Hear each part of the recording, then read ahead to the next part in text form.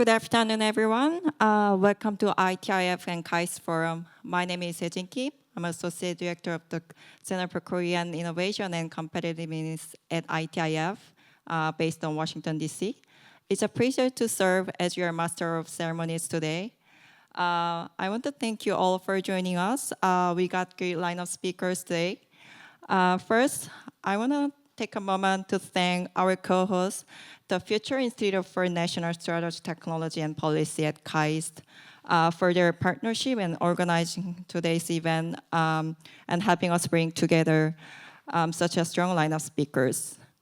I also like to thank our sponsor, the Critical and Emerging Technology Policy Division at the Ministry of Science and ICT, for their generous support in making this forum possible. Yeah, it's not every day we bring to Washington, D.C. to Daejeon, so I would like to thank ITI President Rob Atkinson and our Vice President Stephen Etzel for making the long trip to be with us. So before we move into the first session, just a quick housekeeping note. The simultaneous interpretation is available throughout the day. So press 1, channel 1 is Korean, channel 2 is English. So now we get started in session 1, U.S. and Republic of Korea Science and Technology Corporation. To kick things off, please join me now welcoming President Kwang-Hyung Lee of KAIST of the opening remarks. Please join me now giving a warm round of applause.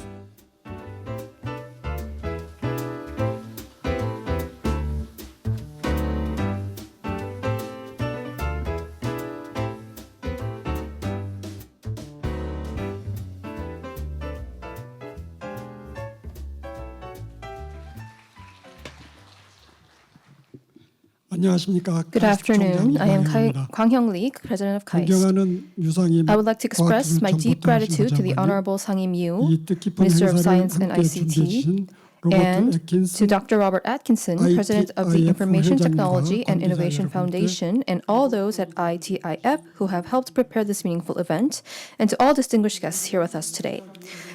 We are living in a chaotic era where unpredictable international circumstances and technological security competition are intricately intertwined.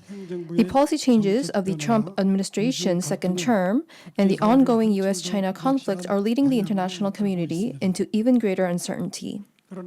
However, even in the midst of what appears to be disorder, there remains a consistent undercurrent, the importance of science and technology. The competitiveness of nations is now being reshaped according to their scientific and technological capabilities. Korea possesses world-class technological prowess in fields such as shipbuilding, nuclear power, semiconductors, displays, and batteries. These strengths align with areas of need for the United States, and thus future Korea-US cooperation can move forward in an even more mutually complementary direction. Today, KAIST and the U.S. think tank, ITIF, will jointly host in-depth discussions on the theme of Korea-US science and technology cooperation. I hope that through this event, the complementary strengths of Korea and the United States will create synergy and that a variety of policy agendas for technological innovation and sustainable growth will be developed. Thank you.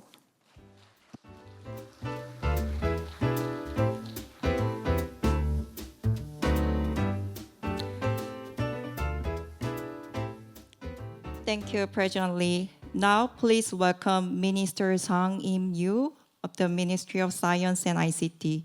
Show your appreciation with a big hand.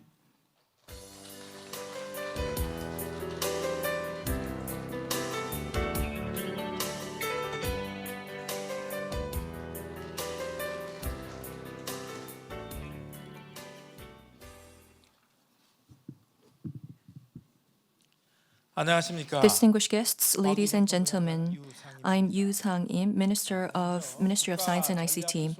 I'd like to start by expressing my sincere gratitude to the organizers of the ITIF KAIST Forum 2025, President Kwang Lee of KAIST, and President Robert D. Atkinson of ITIF, as well as to all esteemed guests for their presence.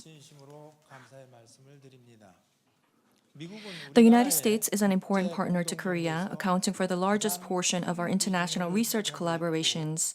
I am very pleased that ITIF, one of the most excellent U.S. think tanks, and KAIST, Korea's top research-centered university, have come together to exchange ideas and collaborate on the development of critical and emerging technologies. Last week, I recently returned from a trip to the United States, and in my meetings with the White House Office of Science and Technology Policy, OSTP, and the National Science Foundation, we addressed the recent changes in U.S. R&D policies and research security initiatives, and we both agreed to continue our seamless cooperation in science and technology. I also visited NVIDIA's headquarters in San Francisco, where I met with key executives and discussed cooperation measures to enhance Korea's AI capabilities, and we also agreed to closely collaborate on expanding AI infrastructure in Korea by securing advanced GPUs by the end of this year. To further promote collaboration between our two countries, the Korean government will make every effort to provide support where needed. Amid the rapid evolution of AI and other major changes, countries around the world are not only making large-scale R&D investments, but are also consolidating national capabilities to secure critical technologies and win the global tech race, including in regulatory matters.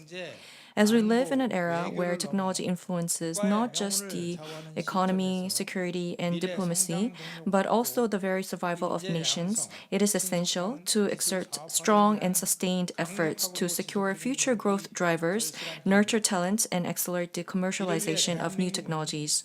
To this end, Korea is promoting strategies to stimulate the development of key industries for the future, such as AI, semiconductors, advanced biotech, and quantum technology, while strengthening its scientific and technological competitiveness. So first, under the Special Act on the Fostering of National Strategic Technology, we have been fostering critical technologies that are of national importance. This year, we are funneling $4.6 billion into the research and development of these critical and emerging technologies, and plan to revise the strategic roadmap for the 12 CETS. And next year, we'll further increase our R&D investments and provide targeted support to these technologies. Last month, we announced the National Vision for Technology Commercialization, and this vision aims to lay a foundation for integrating technologies into industries, promoting collaborations across ministries, and supporting tech startups throughout their entire growth cycle to create a sound ecosystem for technology commercialization. Moreover, we'll commit to securing the best talent, offering strong support to Korean talent to achieve success both at home and abroad, while developing strategies to gain a competitive edge in attracting global talent. We also aim to take the lead in building trustworthy partnerships. As we continue to expand scientific and technological cooperation centered around cutting-edge, game-changing technologies like AI, biotech, and quantum, which are also the priorities of the U.S., we will strengthen research security policies and global R&D investments to further promote joint research built on trust. Distinguished guests, ladies and gentlemen, the global race for tech dominance has become an inevitable trend. As the ministry leading national STI science, technology, and innovation efforts, the Ministry of Science and ICT will collaborate with other government agencies, businesses, and global partner countries to raise Korea's technological competitiveness to the highest level. I am confident that the innovative ideas discussed today will serve as a catalyst for Korea's leap toward technological leadership. And I hope today's forum will provide a foundation for continued cooperation with our major partners, including the United States. Finally, I would like to once again express my deep appreciation to everyone who prepared today's forum, and I wish you a productive and engaging discussion. Thank you very much.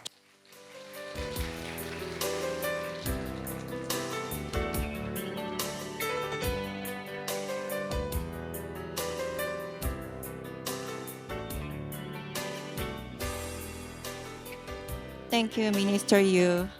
It's now my honor to introduce today's keynote speaker, Dr. Rob Atkinson, President of ITIF.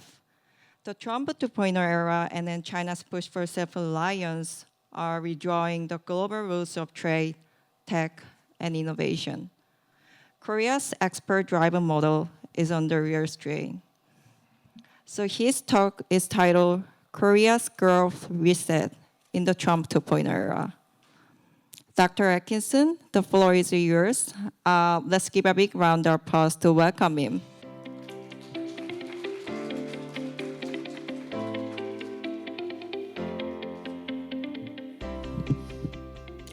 Thank you, Sejin, for that kind introduction.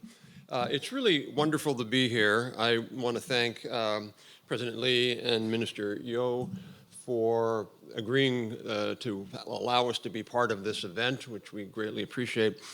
But someone asked me today if this is my first time to Korea, and I had to say, only if you're in the non-binary system. It's like my 11th time to Korea.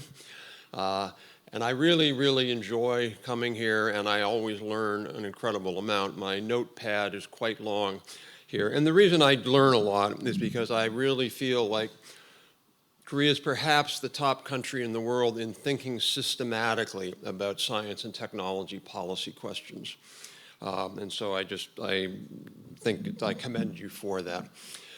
So, as I think Minister Yo said, we're really in a new world, and I don't think we can underestimate the changes that are happening today. I see Korea now and the global economy as essentially at a fork in the road. By the way, that was generated by AI, the fork. So that was Korea. Korea will go down in history, I think, and no country will ever beat it in terms of the fastest economic growth and the fastest modernization of any country ever. And you all know that story. And it's something to be incredibly proud of. But I think in many ways, Korea is now at a new fork in the road where that model just can't be the same kind of driver. Korea needs to be thinking more broadly about innovation, and more importantly, it also needs to be thinking about moving from being a fast follower to a global leader. Korea's already been doing some of that. I don't mean to say you aren't, but I think those are the challenges. So there's really two challenges, China and Trump. Those are the challenges. The China challenge, I think, is quite significant. This is a study we did using this OECD data set. Unfortunately, the data set's a little out of date. 2020, we're going to be updating it this year with next rounds of data. But it tells you a lot. This is what's called the location quotient. This is essentially, you look at the top, for example, basic metals. This is how much the metal industry in China, value added, is as a share of China's GDP over the same ratio for the world, how much steel there is in the world relative to global GDP. So China has twice as much electrical equipment, twice as much machinery and equipment, 1.8 chemicals, computers and electronics. So you can see overall, they're doing very, very well. Now the areas they don't do well, it was very striking. Those three areas they don't do well are actually the strongest three areas for the US. We're a global leader in life sciences, biopharmaceuticals. We're a global leader in other transportation, that's essentially aircraft. And we are the global leader in IT and in information services. We all know that with Amazon and Apple and Google and the like. So it's quite interesting that their strengths are areas of where we're not as strong. I think what you can see when you go through that report is that their strengths match up more closely to your strengths. So if you look at those are all areas where Korea is playing quite hard. So I think the risk to Korea here shouldn't be underestimated. I think a lot of people look at this and they say, oh, it's the US-China trade war, as if it's our war. It's really a challenge for everybody. And you can see you go back to 1995, they had very little of anything. They had a lot of bicycles. You can see the dramatic growth of China. So that's not new, obviously. We all know that. The real question is, can they innovate? They're not even, for a long time, they weren't even a fast follower. They were a slow follower. But now, this is a study that my colleague Stephen Izell led, and we did an 18-month study released this last year. And we looked at 10 or so industries in terms of how innovative are the Chinese. And what we found was that in a couple of areas, nuclear power, commercial nuclear power, and EVs and batteries, we believe they're at par with the best in the world or even in advance. Other areas, like robotics, they're not the leader. The Japanese are very good, the Germans are very good, but they're making incredible progress. The Chinese installed more industrial robots 2 years ago than the entire world combined. Their robot investments in terms of robotics development is in the tens of billions of dollars a year. So this should be quite a concerning chart for all of us. I look at displays down there, an area where they've taken over the LCD market from Korean companies, and now they're challenging LG and Samsung in the higher-end OLED market. And they're not as good. They're not as good as, I saw Samsung just came out with a new version of OLED, but BOE and Hisense are making rapid, rapid progress. Okay, so how do we think about this? I think we have to think about this the way President Xi thinks about this. This is a battleground. This isn't some Ricardian comparative advantage that we all learned in economics. This is a battleground. He identifies that. The competition for tech dominance will grow unprecedentedly fierce. Notice the word dominance. He means dominance. So what does that mean? So if we're in a battleground and we're facing a competitor now that spends more on R&D than the United States does, that means the only way to respond to that is we have to be teammates. We, the United States, cannot win this battle alone. Certainly Korea cannot win it alone, but we have a much better chance of winning it if we're teammates, if we're friends, if we're allies. My colleague Stephen Izell's presentation will talk more about how we would envision how a deeper and stronger technology partnership would look like.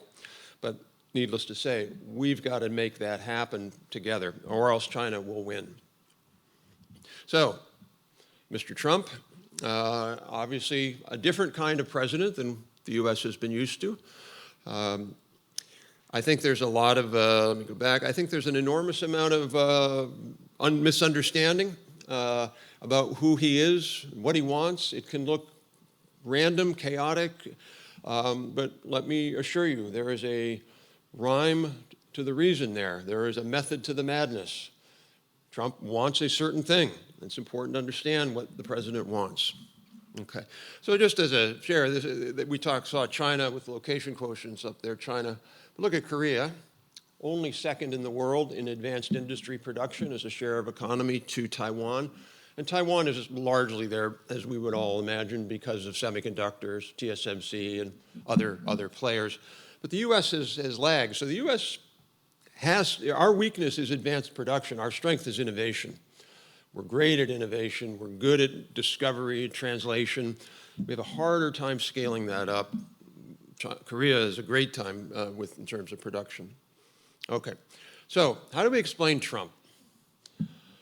This is my attempt. I've written this on our website, sort of several things that try to explain Trump. And it's not just Trump, really. There is a Trumpism. There is a school of thought. There is a whole set of people who articulate this.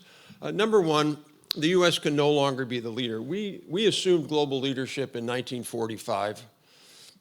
We didn't really want to in a lot of ways, but we said we had to do that. We had to stand up to the Soviet threat or the communist threat, and we did.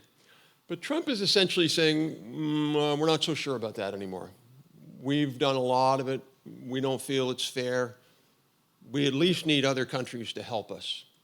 Second, in the Trump mind, globalization hurts American workers.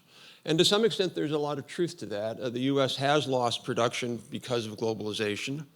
But at the same time, we have to embrace globalization. We have to embrace trade, particularly with our allies, or our industries will get left behind. Massive trade deficits.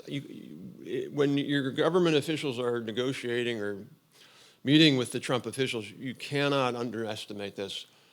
$1 trillion trade deficit in the United States, and those trade deficits just cannot go on. So Trump is trying to deal with that. The second is the trade deficit comes from other nations not playing fair. I think most of maybe I'll frame it. I think much of our U.S. trade deficit comes from the dollar being overvalued. If you remember back in the 80s, you had President Reagan and Secretary of Treasury Baker leading the Plaza Accord vis-a-vis the Japanese and to some extent the Germans, and it lowered the value of the dollar, and our trade deficit really went down, and we started doing much better. So Trump blames it all on other countries. I blame it partly on that, but partly on ourselves. The second last one's really important. The Trump officials really believe the U.S. market is so big, we're a $25 trillion economy, that we don't need anybody else. We can make these eyeglasses in America. We can make my pen. No more pen imports. You think I'm kidding, but I am not. There are people in the administration who think we should make every single thing we consume. And the last point that's important is Trump is essentially a very free market president, even though he wants to do tariffs. And we saw that by the fact that President Trump proposed eliminating the CHIPS and Science Act. So that was an act that we played, and my colleague Stephen Ezell in particular played a key role in making that or enabling that to happen in the Senate, where it really was started.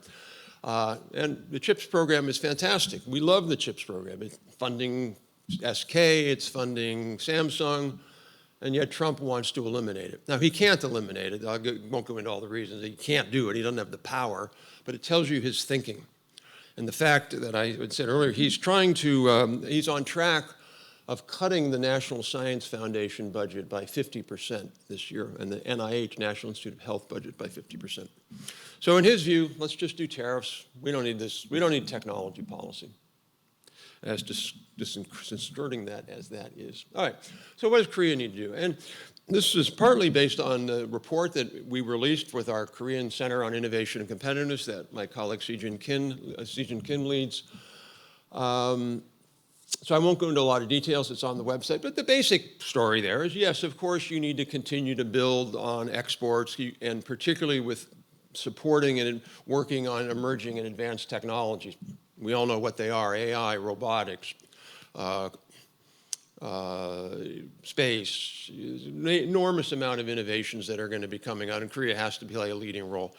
But I think it has to be more than that. It has to be about partly embedding innovation and also an innovation culture, sort of first to the world culture throughout Korea. One of the things that we found was really striking about Korea when you compare it to the other OECD nations, Korea has the highest share of employment in small businesses as any other country in the OECD. So the most of any OECD country, like the US, we have 55% of our employment in large corporations, and Korea has something like, what is it, 85%, 80% in small. This is and then secondly, Small businesses in Korea relative to large have the highest productivity gap of any OECD country. So many OECD countries, the small businesses are a little bit less productive than the bigs, but in Korea, it's a chasm. And you can see that chasm has been growing over time, where the value added per employee is just getting, compared to larger firms, less and less. So this is important, obviously, because for many, many decades, Korean productivity was converging on American productivity. Your standard of living was catching up to us, which is great, fantastic, but not anymore. Those lines have basically plateaued. And then on top of that, I don't need to tell anybody here, your demographic crisis is the worst in the OECD. So you have fewer people coming into the workforce and stagnant productivity. That is a huge, huge challenge. And driving innovation throughout the economy and making sure that the firms are able to adopt technologies is a key part of that. The other part of this also is this dualism between manufacturing and services. This is, again, productivity growth. And you can see manufacturing productivity was always higher than service sector productivity in Korea. The orange line is services. But you can see that line is getting bigger. So services are the dominant part of the Korean economy. They're not the most important part in terms of exports, but they're the most important part in terms of value added and jobs. And so if Korea can't boost productivity in agriculture and finance and logistics, it's going to have a hard time growing its living standards. Okay. So what do we need to do? What is Korea? This is, again, our suggestions. Take them with the intention they are, which is the suggestions of a friend. Korea has the most, this is not something to be proud of, by the way, the most programs to subsidize and protect small companies in the OECD, by far. Our view is rather what we should be doing, what Korean government policy should do, is rather than focus on helping small firms per se, is help firms grow, help them get big, help them become global. There's somebody I was talking to in Korea talked about the Peter Pan syndrome in Korea. We have these small businesses that stay small, they stay kids. We need to be able to grow those.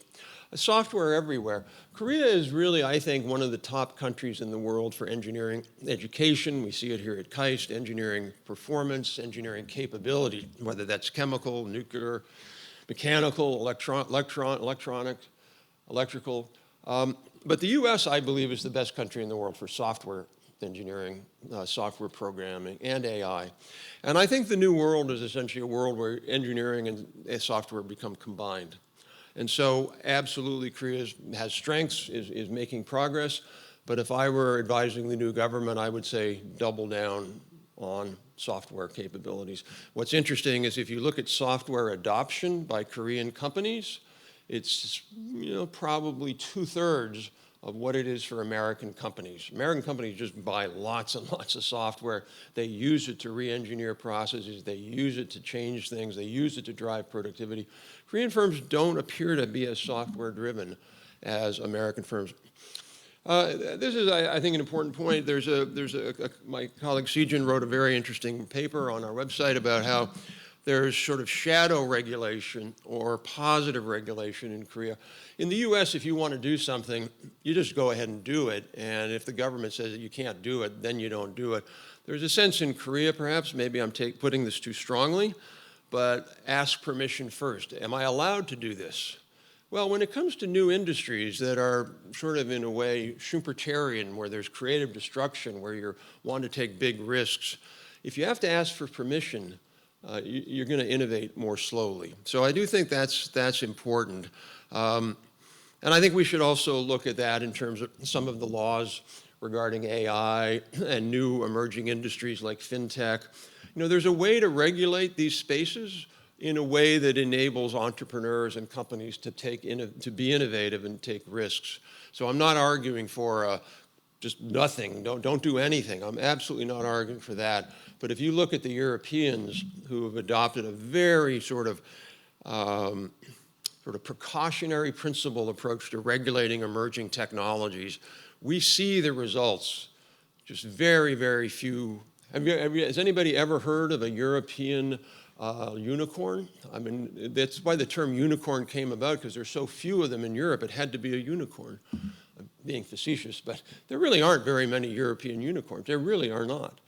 And if you look at the number of AI companies in Europe, it's not very good. And I think some of that, not all of it, but some of that is due to the fact that the Europeans make it very, very hard, particularly for smaller startups, to innovate in these spaces. As I mentioned, scale tech startups. And I apologize, I should have added a fifth bullet there, but my colleague Stephen's going to focus on that. And that's, we cannot win without us working together. We're not big enough. And this is something the U.S. needs to understand more deeply. Well, the Trump administration needs to understand more deeply. The Chinese juggernaut is so big and so powerful, and it's getting more and more powerful. The scale of their subsidies, the scale of their programs is beyond belief sometimes. And so the only way I think we can not lose is we have to combine forces. So I think, frankly, that should be Korea-US, it should be Korea-US-Japan, Europe, if they sort of get their act together. And let me just close by highlighting our center. As I said, we've been focused on Korea for a long, long time, thinking about it, trying to understand it. And we've opened up global centers over the years, Brussels, London, Ottawa, Canada. And we decided we wanted to have a presence in Asia, and we thought Korea and Seoul would be the best place to do that. So we're really honored that we could hire Sijin to lead that work. She's here in Seoul, so feel free to reach out to her anytime. And the other part of that is not just to provide our 2 cents, as they say, for Korea, but it's also in Washington to be an advocate for stronger U.S.-Korean cooperation and an advocate for good policies that will help us both. I'll give one quick example of that. Samsung recently was facing a case against a Chinese display maker. I think it was BOE. It's possible. It might have been Hisense. I think it was BOE, where they asserted that BOE had stolen their technology for their OLED capabilities. So in the U.S., if you see that happening, you can bring a case before what's called the U.S. International Trade Commission. So Samsung brought a case, and the panel of judges that review this, and the Chinese have their own lawyers, they present. Samsung has their lawyers, they present. The judges said, yes, you're right, Samsung, this Chinese company stole your technology. So now there's an ability for the US ITC to put a 10-year exclusion order on this Chinese company. Now imagine that. 10 years in America, when you go to the electronics store to buy your big OLED TV, the Chinese are not there. That would be a huge benefit for LG and Samsung. But it's importantly, it's a huge benefit for the allies, for us, because we don't have those capabilities. And if Korea loses those capabilities, we've lost those capabilities. So that's why we filed with the comments with the US ITC to say, okay, yes, the court ruled that there was IP theft. Now you have to take the next step and have a 10-year exclusion order, because I won't go into the details. There's these strange things in the US law. You have to show harm domestically. And our argument was, well, maybe we're not going to lose an OLED factory in the US. Maybe that's not going to happen. But we can't lose OLED capabilities. We can't lose display capabilities as allies.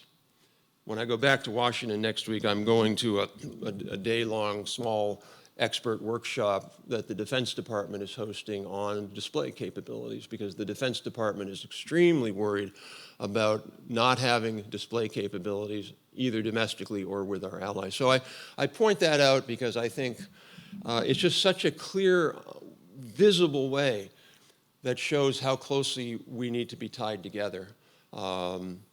And I'm keeping my fingers crossed that when the ITC rules, which should be very soon, that they will make the right decision. So anyway, that's the other side of the kind of work that we hope to do. So with that, I will stop. I will thank you, first of all, and then my email is there. So if you have any questions or comments or would just like to reach out, feel free to do that. So thank you so much.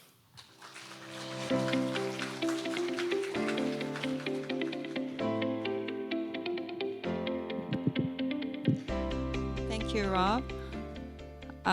Next, we move into 3 rapid-fire presentations that build on the keynote.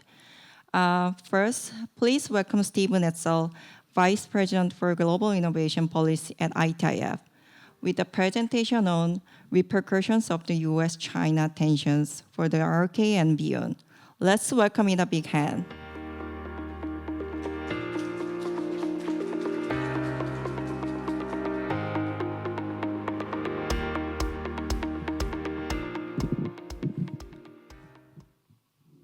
Well, good afternoon. I'm Stephen Etzel, the Vice President for Global Innovation Policy at ITIF, and thank you to KAIST for the invitation to be with you today and for this great collaboration. So, as Dr. Atkinson alluded to, Korea really has a truly manufacturing and export-dependent economy. In 2024, Korea's $683 billion of exports accounted for half of the country's GDP. This included 40% of all high-tech exports going to China, as well as 52% of Korean semiconductor exports going to China. Those numbers were the same for the United States. In 2024, over half of our semiconductor exports went to China. Now, how do we square that with the fact that China's national integrated circuit policy calls for, quote, achieving 75% self-sufficiency in semiconductors by 2030 across all phases of the semiconductor supply chain? And when we are increasingly seeing Chinese companies replacing foreign tech companies in their technology value chains. For instance, China's NRDC, the National Government Planning Committee, recently called upon all Chinese EV makers to wholly replace foreign semiconductors in EV vehicles by 2027. Similarly, Document 79 requires Chinese state-owned enterprises in finance, energy, and other sectors to replace foreign software in their systems by 2027 as well.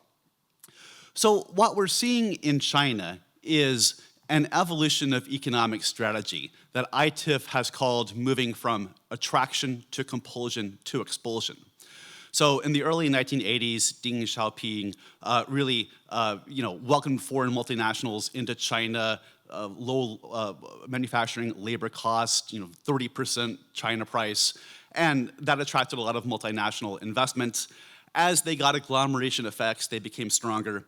When Xi Jinping comes in the mid-2010s, he really moves towards a compulsion strategy, what China called trading technology for market. So now you have to transfer IP or technology as a condition of market access. But today, when we see the advent of credible, competitive Chinese companies in high-tech industries, we're seeing expulsion. We're seeing the foreign technology companies being kicked out of the Chinese market. At the same time, as Dr. Atkinson noted, Chinese companies are becoming increasingly innovative and competitive across almost all technology sectors. This is a chart from the US Chamber of Commerce in China. They surveyed 200 executives in China and asked how close are Chinese competitors to catching up technologically with the United States, with global leaders in the near future. So as you can see, they already did within 2 years, within 5 years, et cetera. And in sectors like automotive, information and communications equipment, routers, integrated circuits and special equipment, they're already at the global lead or they are catching up very rapidly. As Rob noted, we did deep dive analyses of 10 Chinese high-tech industries, including semiconductors. Now, it's difficult to look at semiconductors because really you have 7 different industries within the semiconductor sector. There's semiconductor design, there are semiconductor memory chips, semiconductor logic chips, there are advanced logic chips, there are legacy logic chips. There is semiconductor manufacturing equipment. There's assembly, test, and packaging. So you do kind of have to look at a subsector by subsector basis to see how competitive China is in semiconductors. Overall, they're probably 3 to 5 years behind the global lead. Now, that said, in certain facets of the semiconductor industry, China is becoming extremely competitive, especially in chip design. So just yesterday, Xiaomi announced its new X-Ring 01 product, which is a fully integrated, domestically created mobile system on a chip, or SoC, which is operating at the 3 nanometer level. and analysts estimate that it has 80% of the capacity of the Qualcomm Snapdragon chip. So that's an area in chip design for mobile products. China is closing the gap rapidly. Another area is AI chips. If you look at Huawei's 910C chip, analysts expect that it is at worst 18 months behind the very best of NVIDIA's Blackwell chips. So leading edge of logic design, China is catching up rapidly. The legacy part of the chip market, China has made incredible strides. China added more chip-making capacity than the rest of the world combined in 2024, and they are selling these legacy chips, kind of chips at the 28 nanometer or higher process node level, for 30% of the cost of international competitors like Texas Instruments or NXP. China is definitely weaker in the memory side of the equation. CXMT and YMTC are struggling a bit with NAND and DRAM, respectively. Overall, they're weakest in the tooling, the semiconductor manufacturing equipment. But even with those challenges, China's share of global value added in the semiconductor industry grew fourfold from 2001 to 2016 to 31%. But how do we deal with this fundamental challenge that half of Korean and American semiconductor sales go to China, but that China wants nothing more than to drive that share to 0%? Make no mistake, if COMAC, China's airplane manufacturer, were able to make a credible C919 single aisle or C929 wide-body aircraft, then Boeing or Airbus wouldn't sell another commercial aircraft in China again. How do we deal with the reality that China's fundamental economic strategy is autarky and import substitution based? And I think the only answer to that is that like-minded nation policymakers need to intentionally re-architect the global economic game board so that in a decade, we can say that only 15 to 20% of our semiconductor sales have to go to China, because we have built up the technology and electronics and ICT production ecosystems of friendly countries around the world in places like India, South America, Southeast Asia. These are two reports I wrote last year, one assessing India's readiness to assume a greater role in global semiconductor value chains, and also the Caribbean country of the Dominican Republic. We need, to the greatest extent possible, move high-tech manufacturing out of China into friendly countries and let our companies sell into those locations. We need to leverage this moment where Investment Bank UBS finds that 71% of US companies with manufacturing in China are either in the process of or planning to shift their manufacturing out of China to other countries. Okay, that's a nice vision, but how do we actually do that? And at ITIF, we argue that we need to craft an allied approach to technology competitiveness. We need to collectively advance the competitiveness of like-minded nations' advanced tech industries in 4 key ways. First, through coordinated technology development. Second, coordinated ecosystem support. Third, coordinated technology protection. And fourth, supportive trade policies and practices. Dr. Atkinson talked about location quotients. What this chart does is overlay South Korea's strength versus America's in these 10 high-tech industries. And what you note immediately is the complementarities between the US and South Korea. In areas where you're very strong, like computers and electronics, or electrical equipment, or motor vehicles, we're relatively weaker. In areas, conversely, where you are weaker, such as Rob said, in pharmaceuticals and IT services, we are stronger. So this points a way to how we can really thoughtfully leverage our comparative strengths across these advanced technology industries.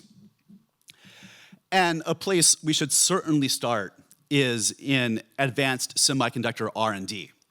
TSMC's newest fabs are operating at the 1.7 nanometer node. and you can't go lower than 0. So at some point, Moore's law is going to come to an end, and we are going to have to enter a post-CMOS era. And that means we're going to need wholly new computing architectures, things like neuromorphic computing, biological computing based on DNA, quantum computing. So let's work with allies like Korea to identify long-term semiconductor sector moonshots and encourage allied entity participation therein. It costs $30 billion to build a semiconductor fab. Could we ever develop affordable desktop semiconductor fabrication facilities? The Semiconductor Research Corporation recently introduced a decadal plan for semiconductors, and it charts a number of challenges we could collaboratively address, like achieving exponential decreases in the compute energy required to execute computations and dealing with difficult data storage and cybersecurity requirements. The good news is we already have some strong collaboration here. Korean companies have committed to $45 billion of semiconductor manufacturing investment in the United States. Our respective semiconductor industry associations recently signed a memorandum of understanding on bilateral cooperation. MOTI recently launched 4 semiconductor-oriented global industrial technology cooperation centers. And here at KAIST, you lead with the National NanoFab Center and NY Creates a new joint semiconductor testbed supporting bilateral research and workforce development. Another good program in Bridge in Florida helps SMEs in the semiconductor sector enter the American market. We could also collaborate much more deeply on helping our small businesses adopt digital tools. This chart shows the likelihood of small versus large Korean firms adopting digital technologies. Overall, large Korean firms are 4 to 6 times more likely to deploy solutions like AI, big data analytics, cloud computing, or CRM software. Whereas 55% of large Korean enterprises use cloud computing today, only 10% of your small firms do. Let's work together to help our SMEs adopt more of these technologies.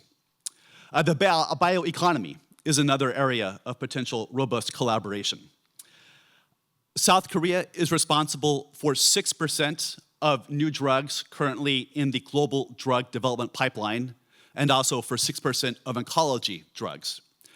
But compare that to China, whereas in 2000, China had no drugs in the global oncology drug development pipeline, now they have nearly 20%.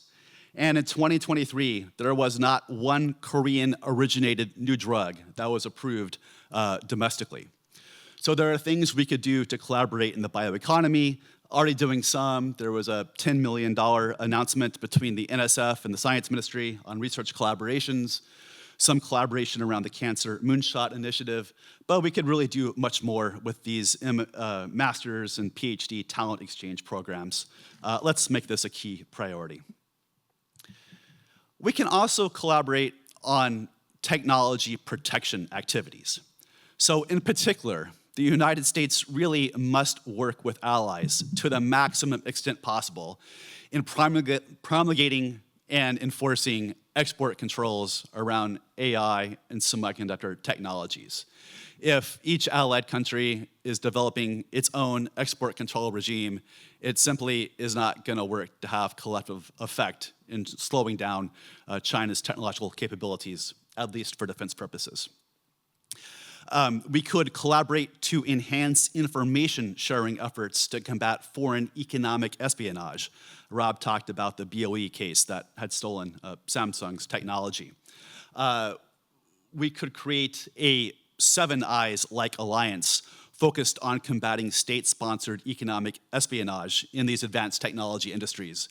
And when one of our countries finds that a Chinese entity like BOE is stealing an allied firm's technologies, let's share that information across our regulators, and let's collectively deny access to Chinese companies, access to our markets when their products are benefiting through mercantilist measures like stolen intellectual property or technology. We could also add Korea to the list of accepted foreign states to better coordinate like-minded country investment screening procedures. And then lastly, we can collaborate more deeply on trade. I know this is a difficult moment, as Rob alluded to, with regard to the Trump administration. But one thing I can say is that the administration is very, very interested in concluding a new trade deal with Korea. This could very much be along the lines of the recently announced US-UK economic prosperity agreements. We have a strong platform already in chorus. Trump has already done a trade deal with Korea in his first term. I think there's a good chance we can do so again.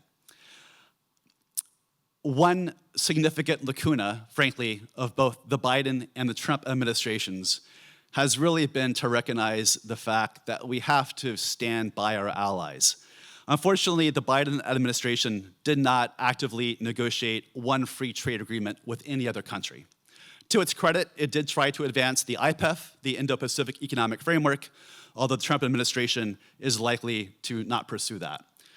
That said, both Korea and the United States really should join the CP-TPP agreements and use that as the nucleus to bring in a larger set of countries committed to free trade principles. Once Korea gets into the CT-PPP, by the way, please deny China access to that agreement. So I will just conclude. We could also expand subsidies disciplines at the WTO productively to deal with some of China's subsidies and overcapacity. But I will just conclude with a quote from one of the architects of the American Revolution, Benjamin Franklin. And he famously said, "We must indeed all hang together, or most assuredly, we shall all hang separately." That's the attitude allies have to embrace when dealing with the China challenge. Thank you.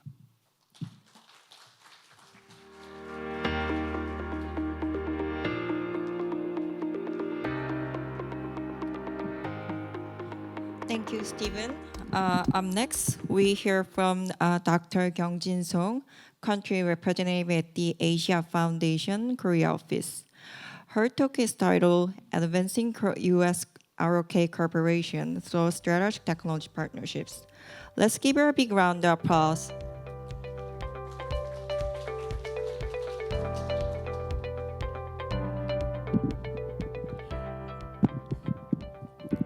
Thank you, Sejin, for the introduction. I'm so glad to be here today with you. Many of you might be thinking, where is she coming from? The Asia Foundation doesn't sound like, part of our community, science and technology community. So let me just give you 1 minute, a very short intro. Sorry, how do I do it? Just lift it up. Lift it up a bit. Okay. Introduction of the past 70 years of Korea and the Asia Foundation partnership. In a nutshell, this unique partnership shaped over the years contributed to Korea's path to human resources development, economic development, and democracy. Today, the positive relationship has expanded into digital transition to support and educate Korea's MSMEs to better understand and respond to cybersecurity in partnership with Google.org under the project named TAF-Google.org APAC, Asia Pacific Cybersecurity Fund. Now, let me show you a table of Korea's economic growth for the last 25 years. As you can see, the growth has been declining naturally so, in part as the economy matures. But what concerns me most is a steep decline of the contribution by total factor productivity, which is about the economy's ability to innovate and enhance productivity. Such critical factors as laws, regulations, institutions, human resources, technology, etc., are included in total factor productivity. Now, let me bring your attention to Korea's growth potential forecast from 2025 to 2050. The forecast was released just 2 weeks ago by KDI. It presents both the base scenario as well as the optimistic scenario. The assumption of the optimistic scenario is that the Korean economy will boost its innovation and technology capacity, as well as enhance productivity. So the Korean economy is now left with two options to choose from, in my view, or face a fork in the road, borrowing from Rob's presentation. You either reinvent the economy through innovation, or you face perennial low growth, a sluggish economy, in other words, Japanification. So innovation comes from many sources and ways. Central to innovation is science and technology. So much so it has quickly become an essential component of balance of power. A decade ago, science and technology was considered a subset of economic power. In 2013, late Lee Kuan-yew, who I have much respect for, said, in the old concept, balance of power meant largely military power. In today's terms, it is a combination of economic and military. And I think the economic outweighs the military. Now, fast forward to 2025, Mr. Dario Gil, chair of the US National Science Board, said the currency of power is increasingly becoming science and technology. So around the same time, the Korea's Ministry of Science and ICT conducted a survey. And the outcome of the survey, as you can see, I'm running out of time, so you can have a look at this survey outcome. It clearly shows how much passion and enthusiasm Koreans have wanting to become a leading science and technology powerhouse, let alone their deep understanding of the criticality of science and technology. Now, as Rob and Stephen already mentioned, you can see the change of manufacturing capacity of major countries. Korea advanced in its manufacturing capacity, whereas US, which was number one in 2000, 25 years ago, has dropped to 6. And China, it was 35 in the ranking in 1990. Now, it's the number 2 manufacturing powerhouse in the world. So this table shows where we are and why, it already gives you a sense why we both countries, both Korea and the US, should and must collaborate. The next one. So, Korea, I'm mixed up a little bit.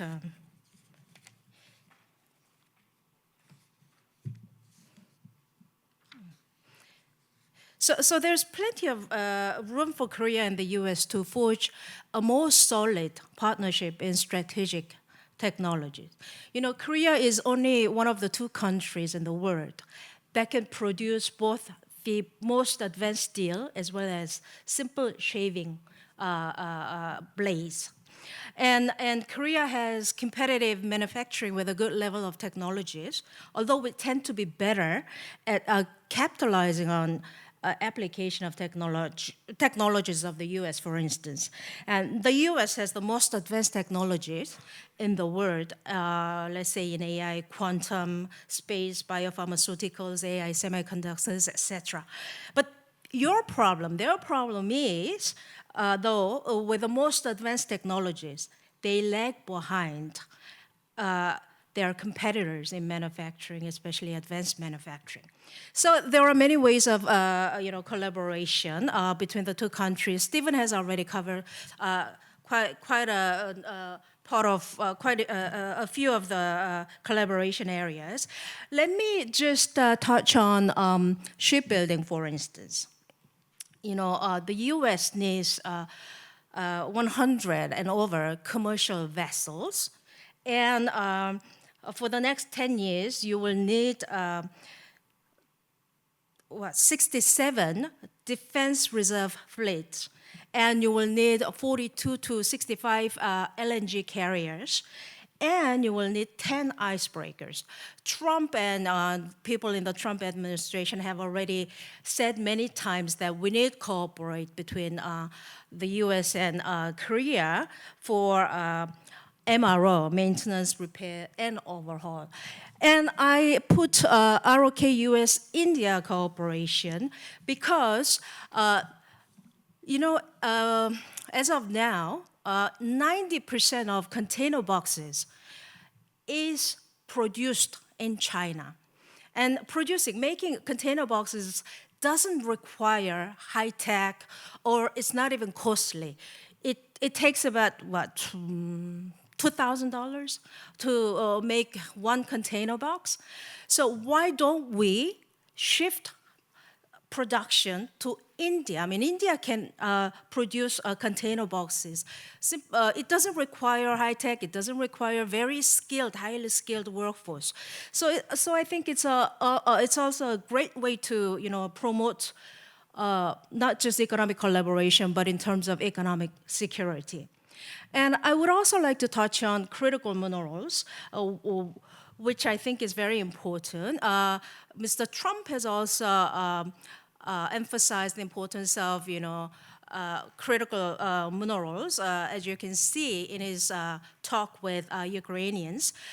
Korea imports 95% of its critical minerals and materials with a heavy dependence on a particular country. So without creating an innovative leeway or an alternative, the dependence will continue with more negative connotations, such as Korea being constantly under potential threats of weaponization of critical minerals. And on the other hand, we can't stop importing critical minerals because these critical minerals are critical in digital transformation as well as to our climate response. So I've been advocating for a plurilateral, if not multilateral, R&D center among like-minded countries to expedite, to effectivize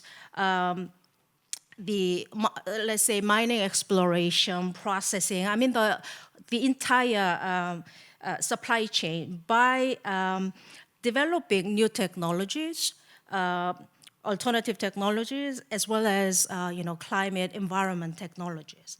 And SMR, MMR, very costly.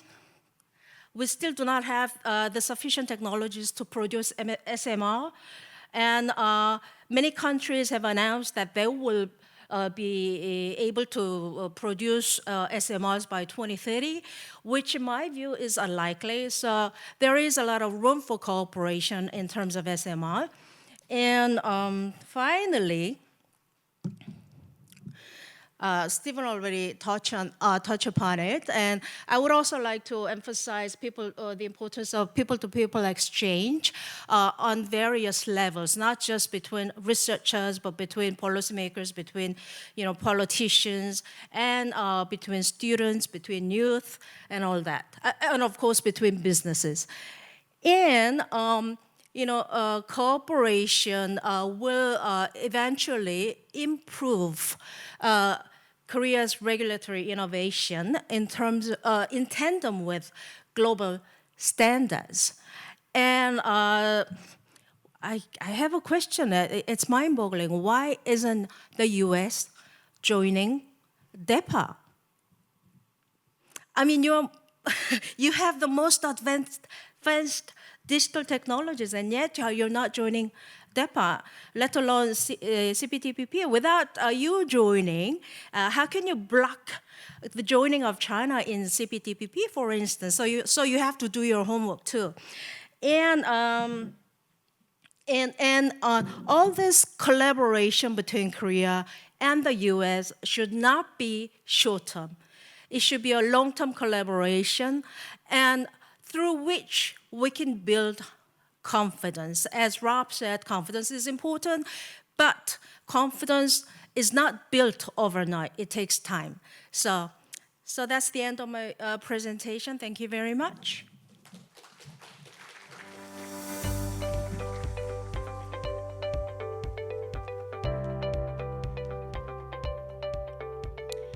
Thank you, Dr. Song.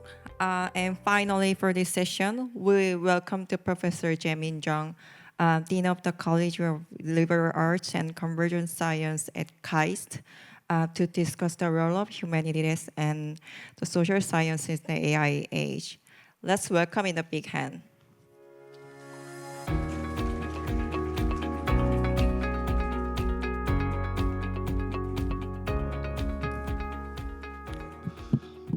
네, 안녕하십니까? Hello, everyone. I am the Dean of the College of Liberal Arts and Convergent Science at KAIST. It is an honor for me to be here to give you a presentation. KAIST has 5 colleges: engineering, natural science, liberal arts and convergent science, life science and bioengineering, and business. And MIT, they also have 5 colleges, and one of them is humanities. Last year, I met with the dean of the MIT School of Humanities, Agustin Ryo, and he is the dean of the School of Humanities, Arts, and Social Sciences. He said something very funny. He said when he meets someone, they ask him, "What do you do?" And he say, "I'm a professor." They're not very interested. They say, "Oh, which school?" And he says, "I for MIT." And then suddenly they're interested. They say, "Wow, MIT, what do you teach?" And then he answers, "Philosophy." And then the person is a bit confused, and a bit awkwardly they say, "Wait, MIT teaches philosophy?" And he says that is the typical reaction he gets from people. I majored in journalism, and this is something that I also often meet with. So I also told him the same happens to me at KAIST. So why does KAIST and MIT research and teach humanities and social sciences? Humanities and arts is basically about exploring the essence of human existence. Social sciences is about studying human relationships and how society works. So we do research on societal structures. Science and engineering is about discovering and inventing new things. And that is, of course, for humanity and society. So to lead in the AI era, we need more than just technical skills and knowledge. We need ethics, history, philosophy, and literature, and a broader worldview. We need to understand the world to become true leaders. So, the KAIST Humanities School, as you can see in its name, goes beyond traditional humanities. It also thinks about the global impact that humanity and technology can have. So,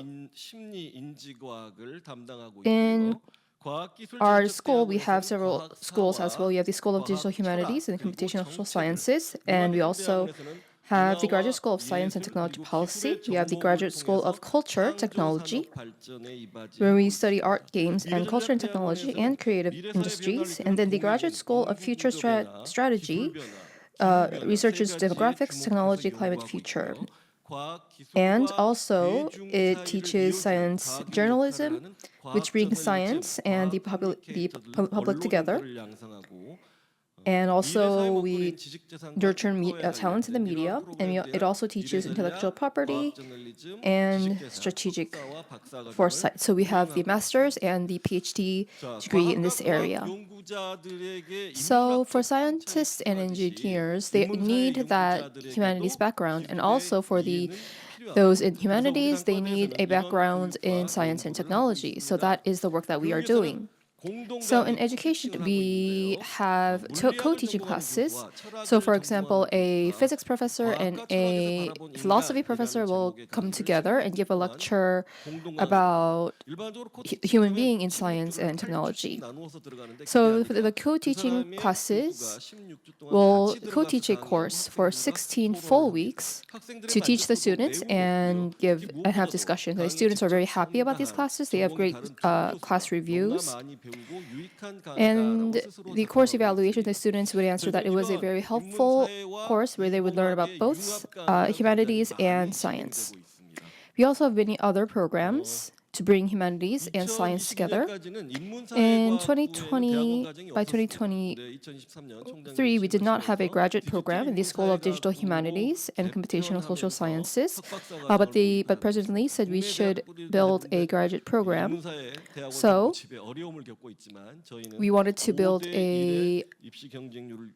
and although many graduate programs in humanities doesn't have a high competition rate for the admissions, we had a admission competition rate of 5-1. And we want to teach very in-depth majors in the minors across 4 departments for these schools, for these students.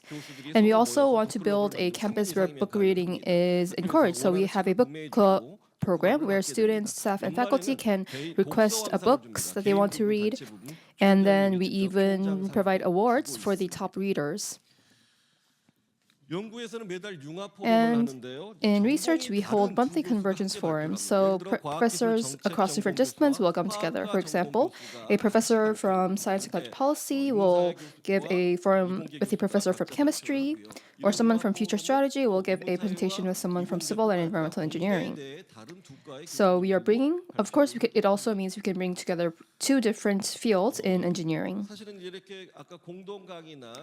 And so we have the co-teaching courses and the convergence forums.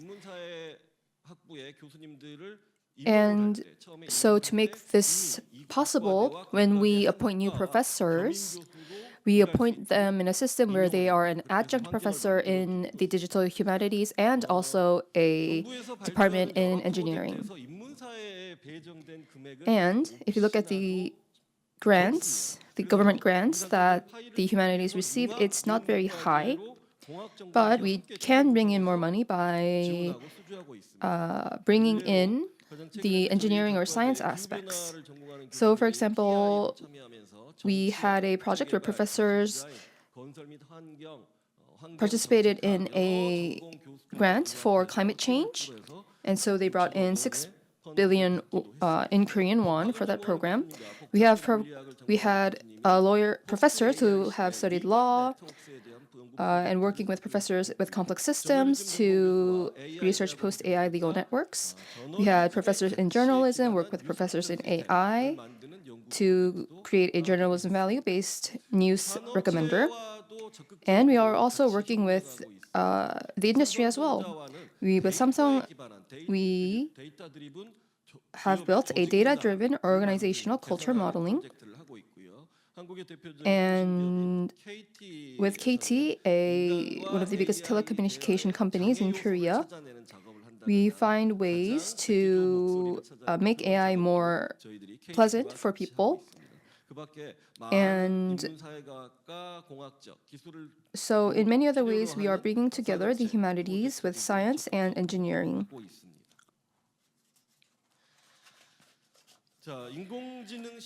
So they say that this is the age of AI. And so the challenges that these new technology brings is complex and uncertain, and these new challenges cannot be solved by a single discipline alone. And all the problems that we face is related to humans and human relationships. And we have to think about things from the perspective of ethics and human dignity and social inclusion. So we have to build a future that protects human dignity, democracy, and social inclusion. So we need people who have that kind of critical thinking and creative imagination and scientific rigor. And last year I visited the MIT School of Humanities with professors in my department, and I realized that there is so much that we can do together, and there is so much more that we can do together. So next month, actually, KAIST Humanities and the MIT Humanities is holding a joint seminar in KAIST next month. So the KAIST professors and the MIT professors will share their research, and later on, we will also bring in the professors in engineering so that we can have a convergence research seminar as well. So when it comes to human life, there's no one right answer. Everyone has a different life, and each culture is also different. And in the age of AI, I believe that the value of human insight will shine even brighter. So we talk about being human-centered, and in this era of AI, we want to make a world that is led by humans, and we want to make it a better and brighter world. We need your encouragement for this. Thank you.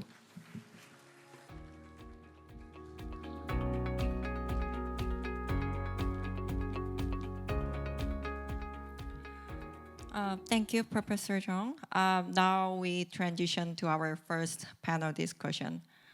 So we are doing a quick reset up here. So thank you for your patience. We'll be back in shortly.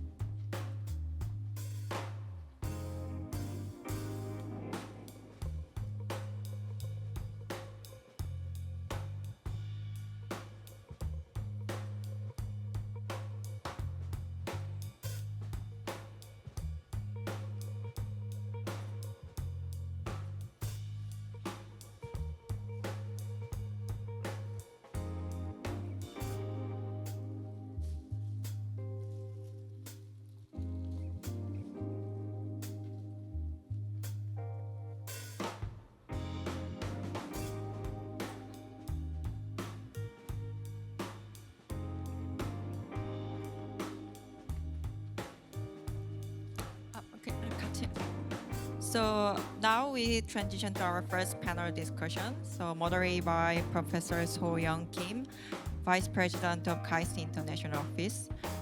Joining the discussions are our three previous speakers, along with the Jung Hee Kang, partner at May, Kim and Lee LLC.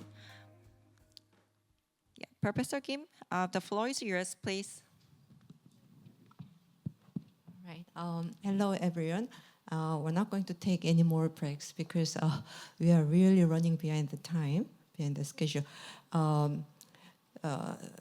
Our initial plan was to have a first round of discussions and then second round and also Q&A from the floor. But as we all know, probably we can do only just the first round of questions. And if you have any more, then we can go on floor questions. I actually have prepared individual questions for this first round because I got these presentations in advance, and I was so impressed with the news data about U.S.-China rivalry and also implications for this country. So for Dr. Esel, Stephen, my question is, as we all know, technology is becoming increasingly a pivot of the world politics and trade or whatever, and we know alliances previously were mostly defined by political ideologies, but now we have much different dimensions, and now alliances are increasingly defined by sort of critical technologies that underpin national security, not only just economic growth. So the question is, we know the US ROK have been alliance for many, many decades, 7 decades, 70 years. But then now, with this S&T dimension, I wonder whether you can actually pick certain specific measures we can take in order to deepen the trade and also technology ties between the two countries.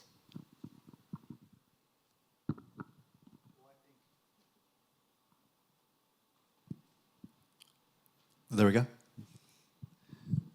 Well, I think what the United States and Korea should commit to do is formally organizing technology agreements for technology development across, say, 5 absolutely key emerging technology areas. These could be semiconductors, AI and or quantum, biotechnology, robotics, and nuclear. And within that, do 2 things. We know that international scientific research collaborations are far more productive than scientific research undertaken only domestically. So the Korean government and the US government should commit to setting aside a certain amount of money, an equal amount of money between the 2 countries. But that money goes to the US government funding Korean researchers in this area, and then the Korean money goes to the US researchers. So we systematically commit to co-funding collaborative R&D activities between the 2 countries. And then we have very robust exchange of researchers behind that. One reason that's really important, or a real opportunity now, is because US-China scientific collaborations have declined by 70% since 2020. So there's a real opportunity to replace, in the United States, those lost collaborations with China with allies like South Korea. So getting much more sophisticated with collaborative sectoral technology agreements would be my response. Thank you very much. And I'll just move on to the next presenter and a panelist, Dr. Song. And it's quite interesting and very worrisome to see this flipping of competitive industrial performance ranking over the last 3 decades, especially for 3 East Asian countries. So Japan was ranked number 2 in 1990, if you remember the presentation, and now 8th. And China was 35, and then now number 2. So I wonder how much this flipping can be attributed to the indigenous innovation capabilities of China. And also, China is no longer the world factory with the cheap labor. So this is very worrisome. So how ROK-US partnership in strategic technologies can help us regain our innovation capabilities? 정말 어려운 질문을 해주셨네요. So it is a very difficult question. 중국이 1990년에 In 1990, China was ranked 36 when it comes to manufacturing. I'm not sure if you can call 36 as the powerhouse, manufacturing powerhouse, but now it is ranking 2nd and has become the real manufacturing powerhouse. And I believe that such outcome should not be ignored and also should not be underestimated. Then how come China was able to become this manufacturing powerhouse was because, I believe that they have advanced their technologies through innovation. Because China invested a lot in their R&D, so such efforts could be seen as that it was translated when it comes to the ranking. And last year, if you look at each country's R&D investment, Korea spent 5.2% for its GDP, and for China, 2.68%, and US, 3.4%. And if you compare it with the respective countries' size, when it comes to R&D investments, it was roughly 30 times of the investment that we have made, because And when it comes to China, they are 9 or 10 times greater than us, bigger than us. So then it was like 20 times greater the R&D investment compared to us. So you can see that they are investing a lot compared to Korea. And they have all these different plans that's pooling talents from different countries. And nationally, they had this like strategies to focus their investment in this R&D. And so because of such a systematic approach and all these like combination of their efforts, they were able to rank high when it comes to this industrial competitiveness performance. And so I believe that in some areas we were not able to aggressively invest. So that's why we kind of like lag behind. So and also we have this like aging population that is also closely related. It could be related to innovation. So then how can we collaborate with the United States? And as I said before, there are so many areas where we can collaborate because, in the United States, they have strength in technology, information technology, and Korea, we are very strong in manufacturing. And we have this outstanding pool of talents.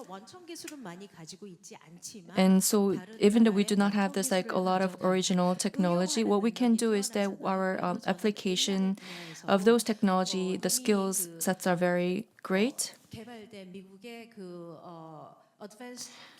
So we can utilize this advanced technologies developed by the United States, and if we could apply that, then I think that is the type of the collaboration that we could, seek.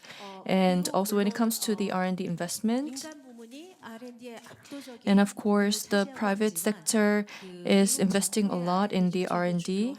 So the U.S.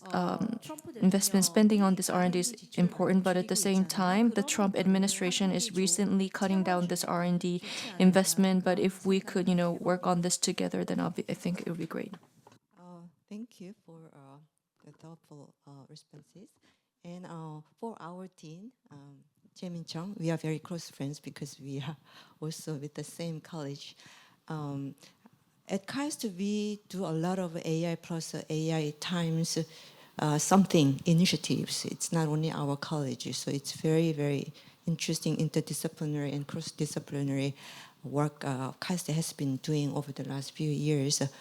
But then hearing all these interesting new developments, the question is how do you assess these very different initiatives done by other units on campus and also even other institutions or even other countries, and what can we really do further in order to really broaden the collaboration between the two US and Korean institutions, especially to broaden the basis of fundamental knowledge that can actually bring us to the frontiers of S&T.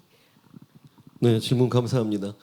Yes, thank you for your question. 한국은 빨라야 되잖아요. So Korea needs to be 뭐든지. fast. Everything needs to be 인프라스트럭처, fast. 인터넷도 Even when 빨라야 it comes to 되고, infrastructure, the phones, you need when the new phone comes up, people need to buy it. 뭐 그런 것들이 꼭 나쁜 건 So 아닌 것 everything is so 같습니다. fast, but I don't think that's a bad 그릇을 thing. 빨리 마련할 수 있는 거니까. So I think it means that we 문제는 can 언제나 be prepared 빠진 fastly as well. But 껍데기만 있는 it's 듯한 important 그런 that we 느낌이랄까? have something that's not only just that has substance. 우리에게 빨리빨리 그 And so combining Korea's need for speed and with our infrastructure, I believe that we are able to follow up with the digital changing world. So recently we have had several study groups led by the president of KAIST.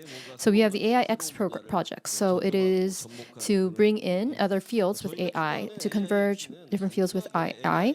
So this is not just about bringing AI into other fields. As I said before in my presentation, it is about 다양한 산업에 적용한다라는 의미는 인류와 we want to use AI for many people. So we want to use AI ultimately for the development of humanity and society. So we want to help people grow a critical thinking skills and that understanding of human dignity. So we want to bring AI. So that is what AIX is. We want to bring AI for the furtherment of human society. And so next month we will have a forum with MIT Humanities. And last year we had many discussions with MIT as well. And we want to, I think when it comes to bringing science and engineering to humanities, actually we are doing even better. We are leading in that field compared to MIT. So for MIT, and it's already they are doing lots of collaborations with science and technology, and now KAIST we are doing these convergence studies and seminars with combining humanities and science and technology. So I believe that we want to build this role model together with MIT on how we can bring humanities and technology together. And we want to make AI human-centered. So we want to make a human-centered AI center. I believe that would be a good future plan. And nationally, we have received much research funding. We're bringing AI together with humanities. So, for example, we are receiving joint funding from the National Research Foundation from Korea and also from the United States, for example. And so I believe we can continue on our in-depth research in this field. Panelist who wasn't yet introduced, so I'll just make a very brief introduction. We have it's actually Dr. and lawyer, Dr. Jung-hee Kang, and she is now working as a partner at BKL, which is known as Taepyeongyang in Korea. And she has provided advice and responded to investigations by the Fair Trade Commission of this country. And also she worked at Samsung Electronics compliance team. And she was the project leader for Qualcomm's abuse of dominant market position. And she actually has a doctorate degree in big data with the title of Big Data and Exclusion Abuse. But since she didn't give a presentation, I'd like to invite her to provide some comments on the presentations or broadly any thought about the theme. 네, 먼저 훌륭하게 소개해 주셔서 너무 감사드립니다. Thank you for the wonderful introduction. I didn't give a presentation, but I'm participating in this panelist discussion. But thank you, everyone. And you've asked for my inputs.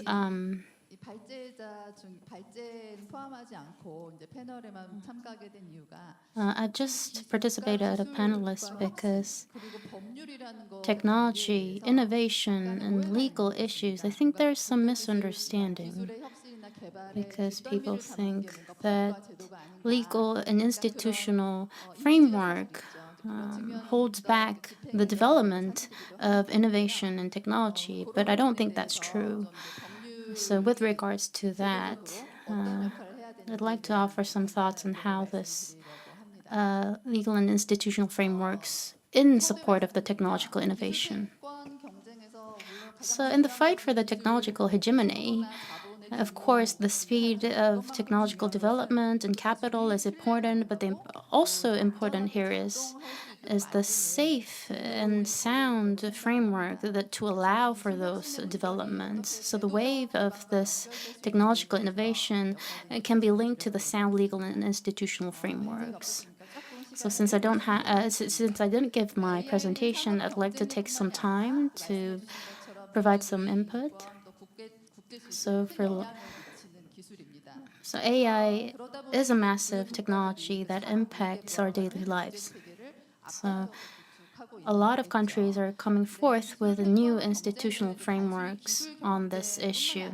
But not only the race for technological hegemony, but also the legal and institutional framework and the governance is also an area where countries are competing against with. So, for instance, the U.S. Inflation Reduction Act and CHIPS Act are some of the examples. And they're establishing new grounds on this. For instance, in the area of economic security, they're coming up with new acts and legislation in this area as well. So if countries engage in this regulatory competition, there comes fragmentation and also some other setbacks. So for AI system has this characteristics of being borderless. They can become cross-border so easily. It makes legal frameworks ambiguous. So AI legal frameworks also require a regulatory harmonization between countries. And also for agreements, it should not be legally binding, but we should come to an agreement between international communities. We are already seeing such movements in the international forum for Hiroshima process or high-level committee reports are laying the foundation for the regulatory framework for the AI. So this global regulatory framework environment, given such circumstances, what should Korea do? I have came up with 3 action items. First is based on the 3 basic principles and the credible system and sound system that we have in place, we are engaging in advanced technology development. As a powerhouse in this area, we should not accept these rules, but rather we should promulgate and form these rules.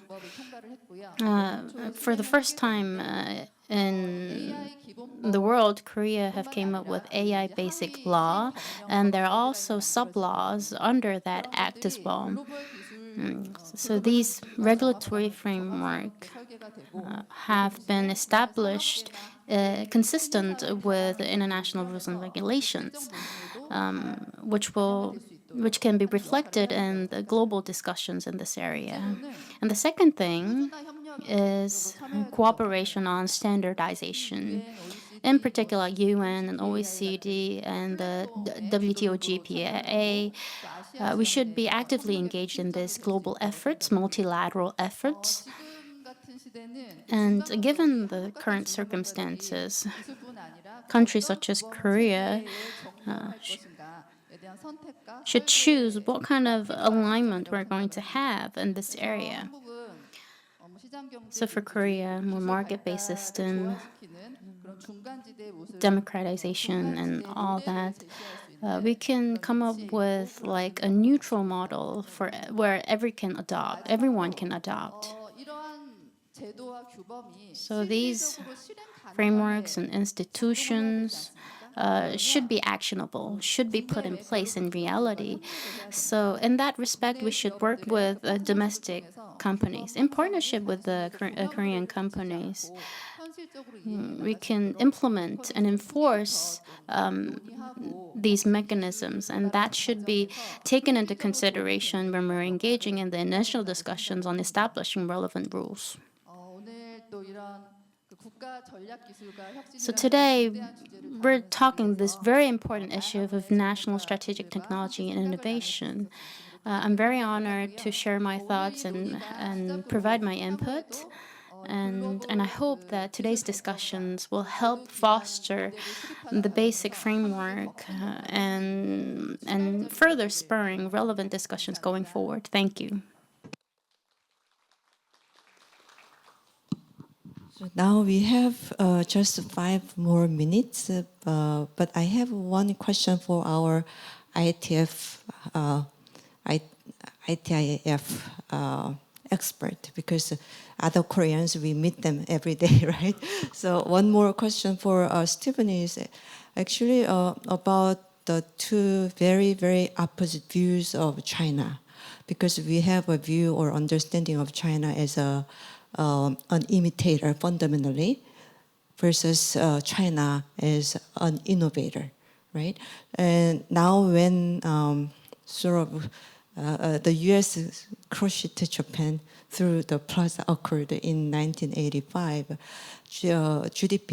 Japan's GDP was only 40%, about 40% of the U.S. GDP. But now Chinese GDP is about $18.9 trillion, and the US about $29 trillion, which means now China's GDP is about 65%. So China has grown so much, obviously economically and also in terms of science and technology, but still it may be very limited because of soft power. And the famous Harvard scholar Joseph Knight, who just passed away, coined this term because hegemonic power is not only created by hard but also soft power. And science and technology really is a physical sort of capability, but also the idea of science, and also science is like a culture, right? So I always question myself whether I would ever want to go to China to study abroad, get a PhD. So I wonder how you assess the Chinese power in this intangible aspect, and how Chinese rise these days in terms of S&T can be fundamentally transformed into soft power. And that's going to be really great threat, right? That's really the completion of this hegemonic challenge to the US.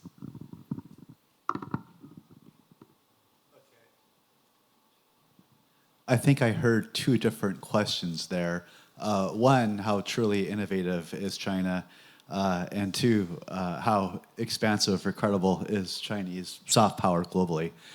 I think to answer the first question, certainly while China's innovation system is not perfect, it is far stronger than it has generally been given credit for. A study recently done by UNIDO, the United Nations Industrial Development Organization, estimates that China now already accounts for 26 to 30% of global manufacturing value added. But if current trends hold, that is expected to increase to 45% by the end of this decade, while the US share falls to 11%. Rob mentioned the study we did asking the question, can China innovate across 10 advanced technology industries? For that research, we did deep dive analyses of 44 Chinese companies. We hired researchers on the ground in China, convened international panels of experts. And what we found was that in 8 of those 10 industries, China's rate of catch-up was very rapid. Only in 2 were they exhibiting a modest rate of catch-up. And certainly in several industries, like nuclear and electric vehicles, Chinese enterprises are already clearly leading the world. Nuclear is an incredible story. China is going to deploy 150 new nuclear reactors between 2012 and 2035. The next generation of nuclear reactors we talked about, we'll hear more about that. These small modular reactors, they're called 4th generation nuclear reactors.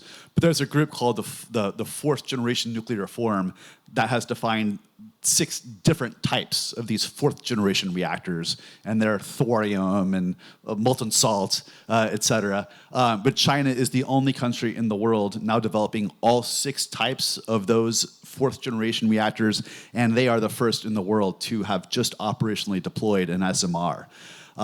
So they're not imitators in nuclear.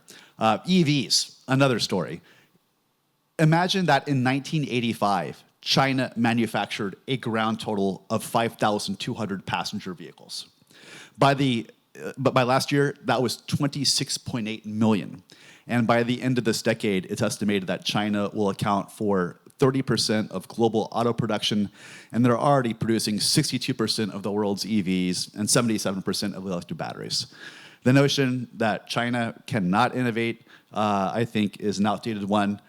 China now deploys more scientists and researchers than America and Europe combined. Rob mentioned that they've largely closed the gap with the US and R&D investment, and certainly that's true for applied R&D. So we have to recognize that across virtually all advanced technology industries, China is a growing power, and the nature of their policy predicated upon import substitution. What China wants is its companies servicing its local markets, keeping foreigners out, but still while Chinese companies having access to global markets. This is a foundational existential threat to Western high-tech economies. So on the question of soft power, and of course we lost Professor Nye, as you said last week. Somebody said the other day that, when the Americans come to town, they usually come with a lecture. They're lecturing us about human rights or good governance or macroeconomic stability.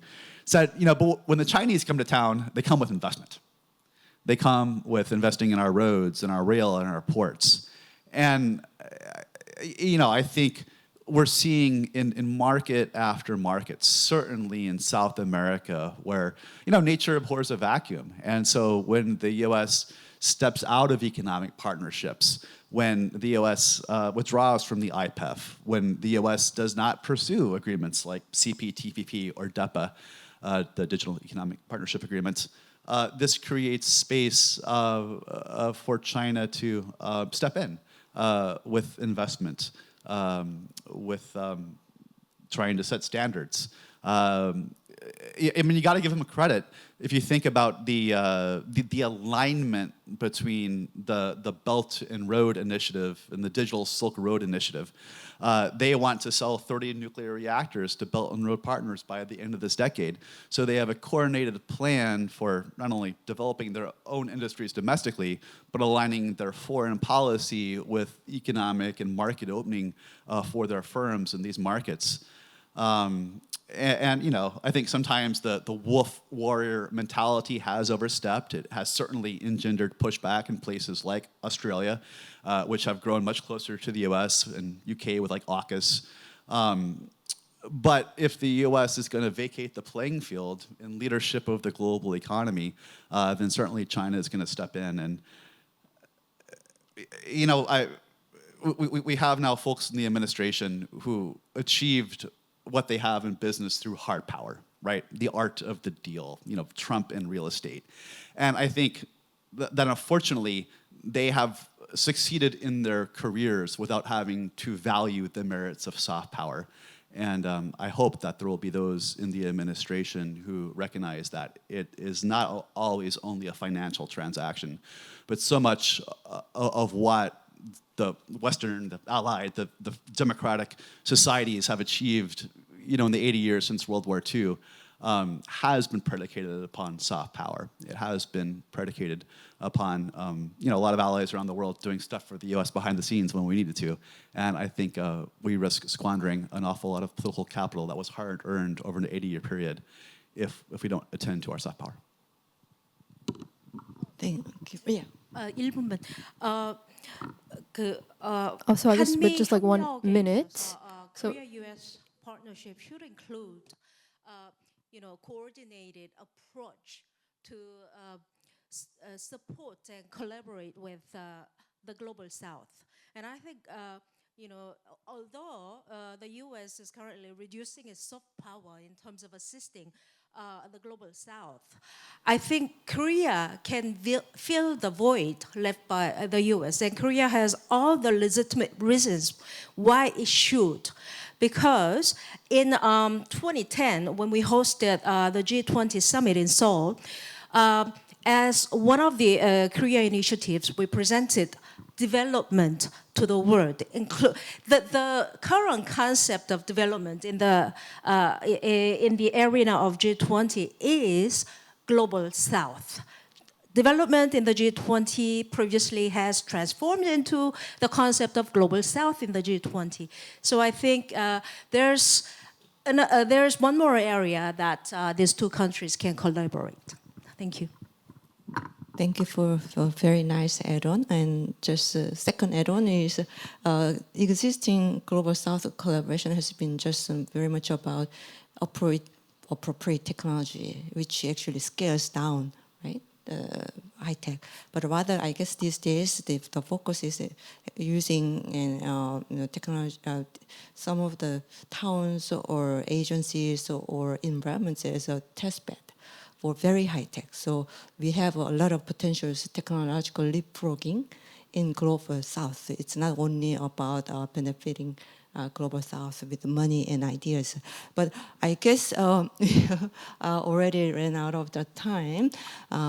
So we'd like to have a Q&A, but one of the panelists actually has other obligations. So I'd like to suggest that we just stop here, and in case we have more questions, we all have emails probably listed in the presentation slides. So feel free to contact any one of our panelists, and thank you for your very, very kind attention.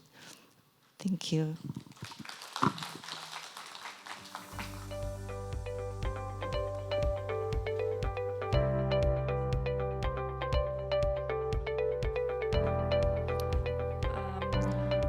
Thank you to all our panelists for a rich and dynamic discussion.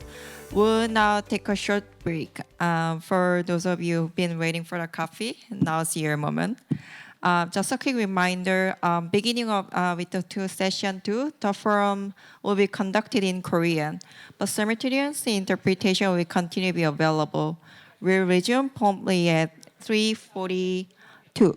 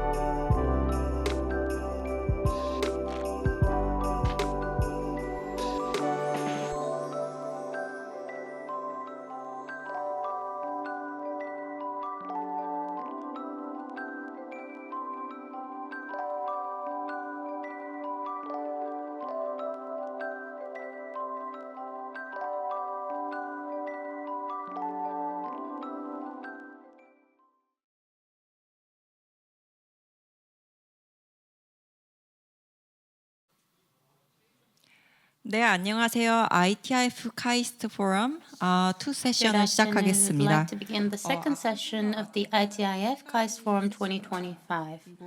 As we have done so in the first session, we have 3 presentations followed by panel discussion. The first presentation will be delivered by Young-hee Kim, President, Future Institute for National Strategic Technology and Policy at KAIST, on the issue of RK-US collaboration for truly sustainable next-generation nuclear energy. Hello, and thank you for that introduction. So I used the title "Truly" in my title, and people ask, the first thing they ask me is "Really?" So I hope that everyone can hear me, and everyone in the back can hear me. But really seriously, I am looking for truly sustainable nuclear energy. And we are really at the point where we have to think about truly sustainable energy. So I want to tell you why we need to focus on sustainable nuclear energy and why the collaborations between the US and Korea is important in this field.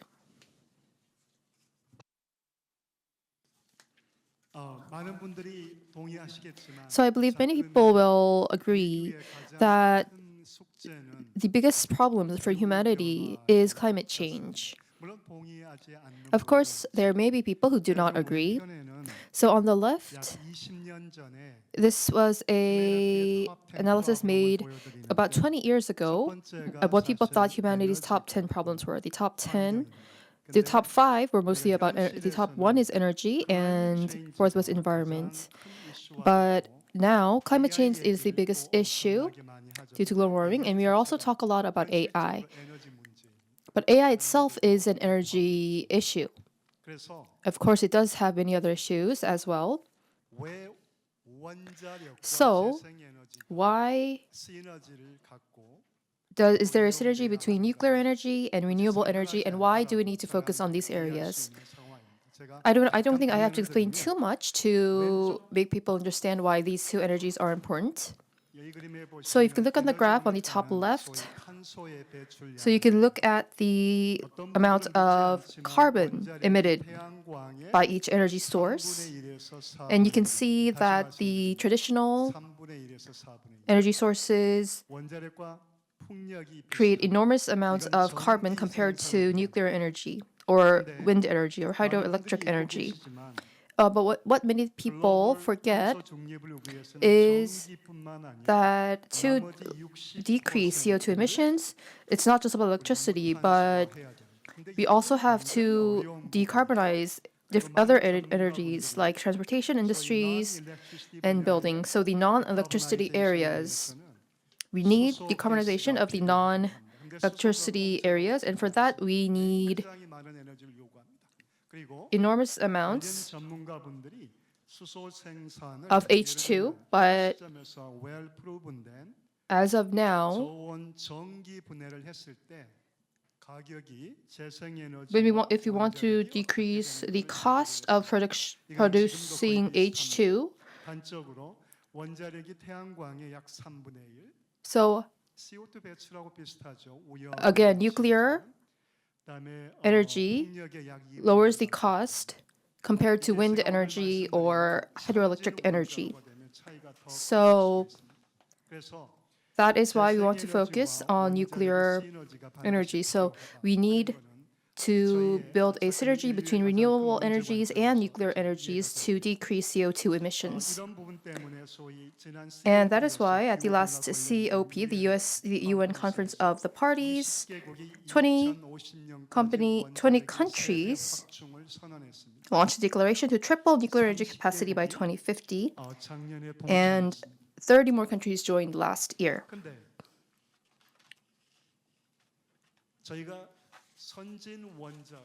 But when we think about advanced nuclear power, and if you think of the commercial nuclear power that is being used,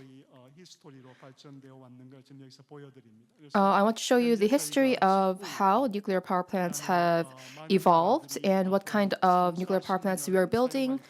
And we are using water-based nuclear power plants. But there is a problem with these systems because these systems are not very sustainable. The biggest issue is the spent fuel that comes out as a result of these power plants' activities. So we want to also make a system that is safe. So we want to solve the issues of safety and the issue of how we will dispose of spent energy fuels if you want to create a sustainable nuclear power plants. So you can see on the top right, this is a system created by TerraPower by Bill Gates. And many companies are also looking at the molten salt reactor, which is a newer system, and also the very high temperature reactors and the lead-coated fast reactors are also being used. So in the early 2000s, Bill Gates talked about that we need an energy miracle to solve the climate crisis. So we want nuclear energy to be used wiser than it is being used now. But unfortunately, the nuclear industry did not meet up to these standards. So Bill Gates decided to invest, and he made TerraPower, a nuclear reactor company. And there they created the sodium-cooled fast reactor system. This is to be built in Wyoming by 2029 to replace traditional coal energy plants. Interestingly, in 2024, TerraPower was established in 2014, and they discuss about what kind of nuclear power do you really need. And they believe that the type of system we need is the molten chloride fast reactor system. And they have made enormous research to make the molten chloride fast reactor, or the MCFR, possible. Many European countries have turned from anti-nuclear power to pro-nuclear power.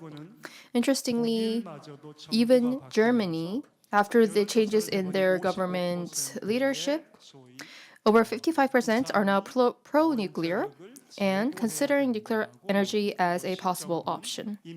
And the new government has already said to France that they will no longer oppose nuclear energy. So Europe, the temperature in Europe is changing as well. And even in the United States, the big techs, Microsoft, Google, and even Meta, Amazon and even Meta, they are now arguing that we need to use nuclear power for the future of AI. Even Dow Chemicals, they started to talk about detailed plans for nuclear power. So then, if we are to increase the use of nuclear power by 3 times or 4 times, and even the French government said that they want to increase the use of nuclear power by 3 times, or Trump actually announced 4 times of nuclear expansion. But are we ready for this? So here I want to show you what we call the trilemma of the current nuclear energy. So safety is one issue. Compared to other energy sources, nuclear energy has a very good record when it comes to safety. But of course, we cannot say that we can entirely not be worried about safety issues. There is the issue of, secondly, there is the issue of the spent nuclear fuel issues. And we need to find a sustainable way to deal with the spent nuclear fuels, or SNFs. And if we want to increase the use of nuclear energy, we need more uranium. But now already the price of uranium has risen very quickly by China, and now that if people want to build more nuclear energy plants, we will see a bigger rise in the price of uranium. And also, if you look at the amount of spent fuels in Korea, it is about 9,000 tons for low water reactors, and for high water reactors, 9,400 tons. So if we want to go towards sustainable nuclear energy, we need to solve these three questions. So what I want to introduce to you today is, so how can we find the ultimate reactor for sustainable nuclear power? And I believe that Korea and the United States can work together to develop this ultimate reactor, to build a globally sustainable nuclear reactor that has a 3 times or 4 times more capacity than conventional nuclear power reactors. So before I tell you the new ideas, I want to show you. So for the past 3 decades, this is the effort that Korea has made to solve the issue of spent nuclear fuel. So this is actually also something that we have worked together with the United States. We have done collaborative research with the United States for over 15 years. And we are actually ready to use this. This research will finish in 2026. And for the past 16 years, we have done a lot of investment and research in how we can reduce the amount of spent nuclear fuel or make spent nuclear fuel more efficient. But unfortunately, recently there has been very low public acceptance for these sodium-cooled fast reactors in Korea.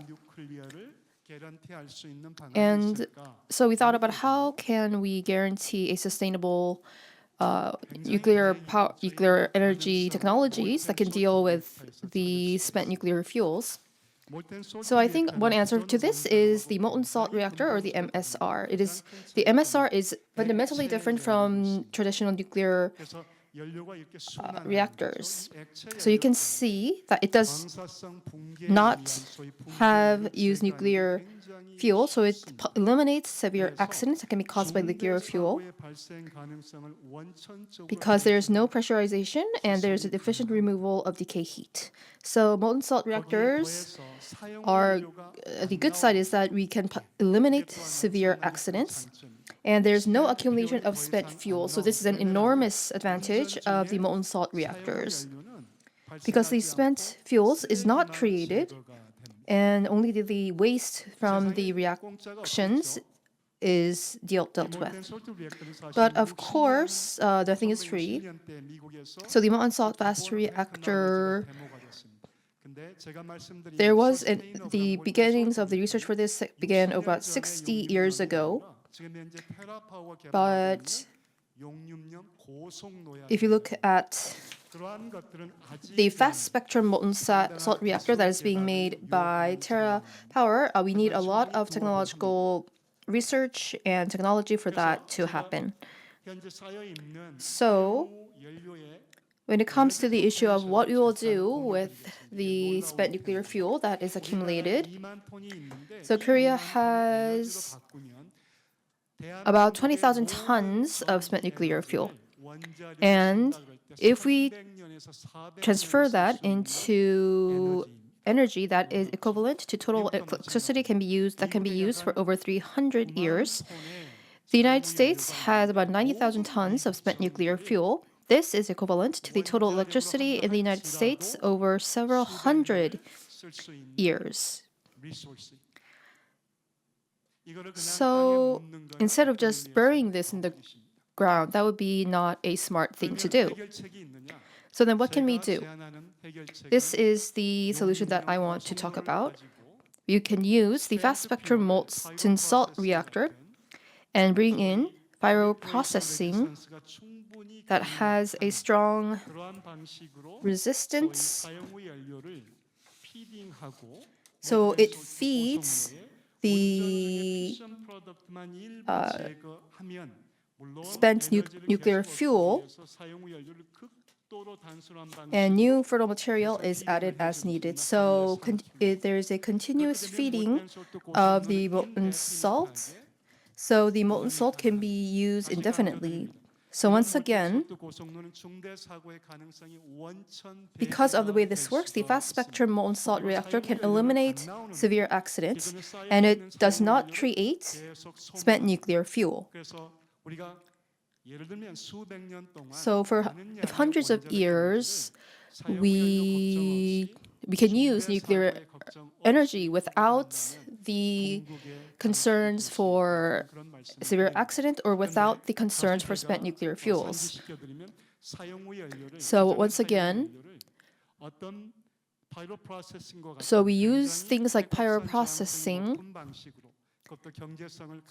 that is very economical, and we can feed the spent fuel so that this closed fuel cycle can work. But for this to be implemented, we need a consensus across the world. We need consensus with large countries such as the United States. So this is why we need to really work on Korea-US collaborations, and we also need to think about the framework for collaborations for the molten fast reactor to take place. So currently, there are strong collaborations in basic R&Ds for advanced reactors, such as the ANL, Argonne National Lab, and the Korea Atomic Energy Research Institute, and the Idaho National Lab and KARI for pyroprocessing. And the ongoing 15-year R&D for pyroprocessing is to end in 2026. So, and there are also many collaborations with industry as well. So for us to collaborate for sustainable nuclear energy, it's very important that we need to understand that this deals with very sensitive issues. For example, we need a new perspective from the United States. It's very timely that the Trump administration announced that they will increase the nuclear capacity by 4 times by 2050. And what's more important is that they will no longer see spent nuclear fuel as waste, but to see it as something that can be reused for advanced reactors. So the Trump administration said that they will set forth an administrative act to make this happen. So this means that the 15 years of research that was done between the United States and Korea can be commercialized in the near future thanks to these new proposals. And so I am very happy that we are gathered here and I can share this, and I hope that the leaders of ITIF can also participate in these discussions. And so China is using its rare earth elements as a weapon, as leverage. And I would like to share with you what someone said. They said, what Deng Xiaoping said when he was leading China, Deng Xiaoping said is, there's oil in the Middle East and China has rare earth elements. And now we have the spent nuclear fuel.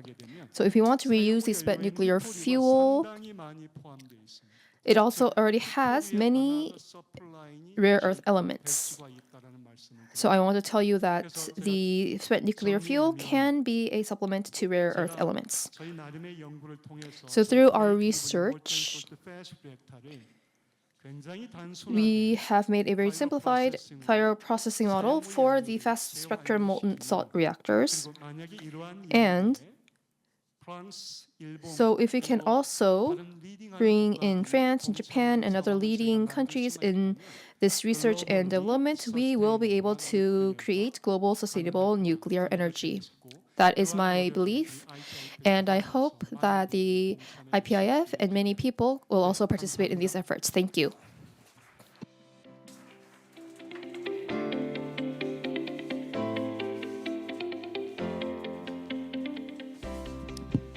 Thank you, Professor Yong-hee Kim. We enjoyed your presentation. And next, we are going to invite Professor Byung-hee Hong from Seoul National University from the Department of Chemistry. Please welcome him with a big round of applause. Good afternoon. My name is Byung-hee Hong, Professor of Chemistry at Seoul National University, as well as the CEO of Graphene Square. Thank you so much for this opportunity. And in line with the theme, I have adjusted some of my slides. I'd like to ask you for an understanding. I guess all of you know what graphene is. It's part of minerals like diamonds and graphite. For decades,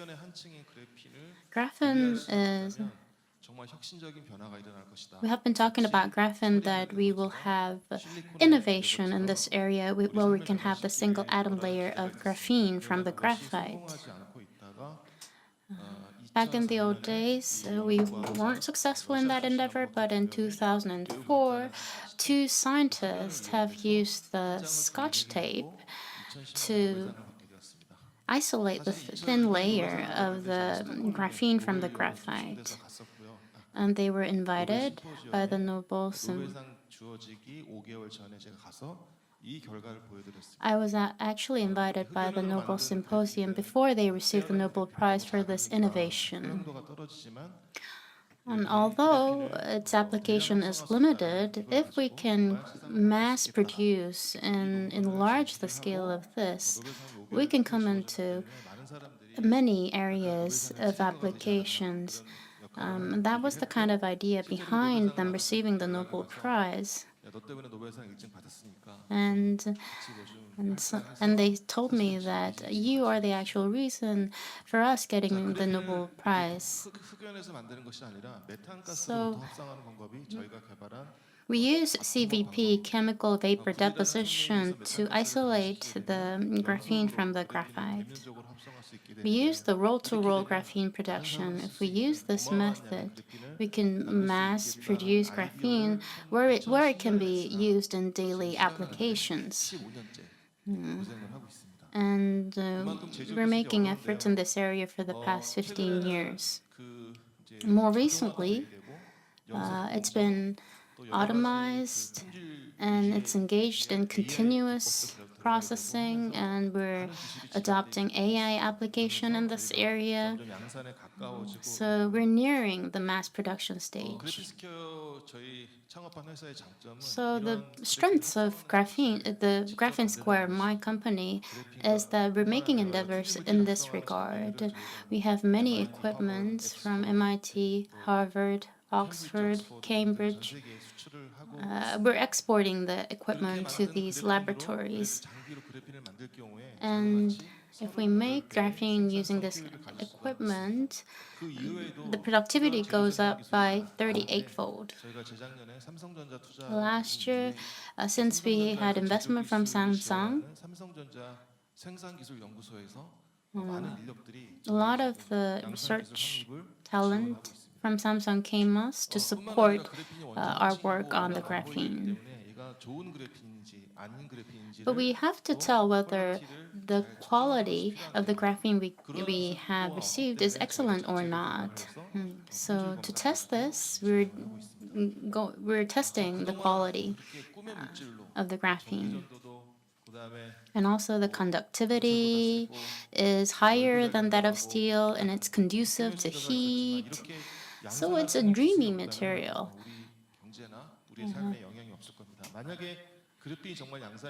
But should we mass produce graphene? It can be applied in semiconductors, electronics, mobility, batteries, and also in wearables and producing new drugs as well. So it can be used and applied across the whole spectrum of key industries led by Korea,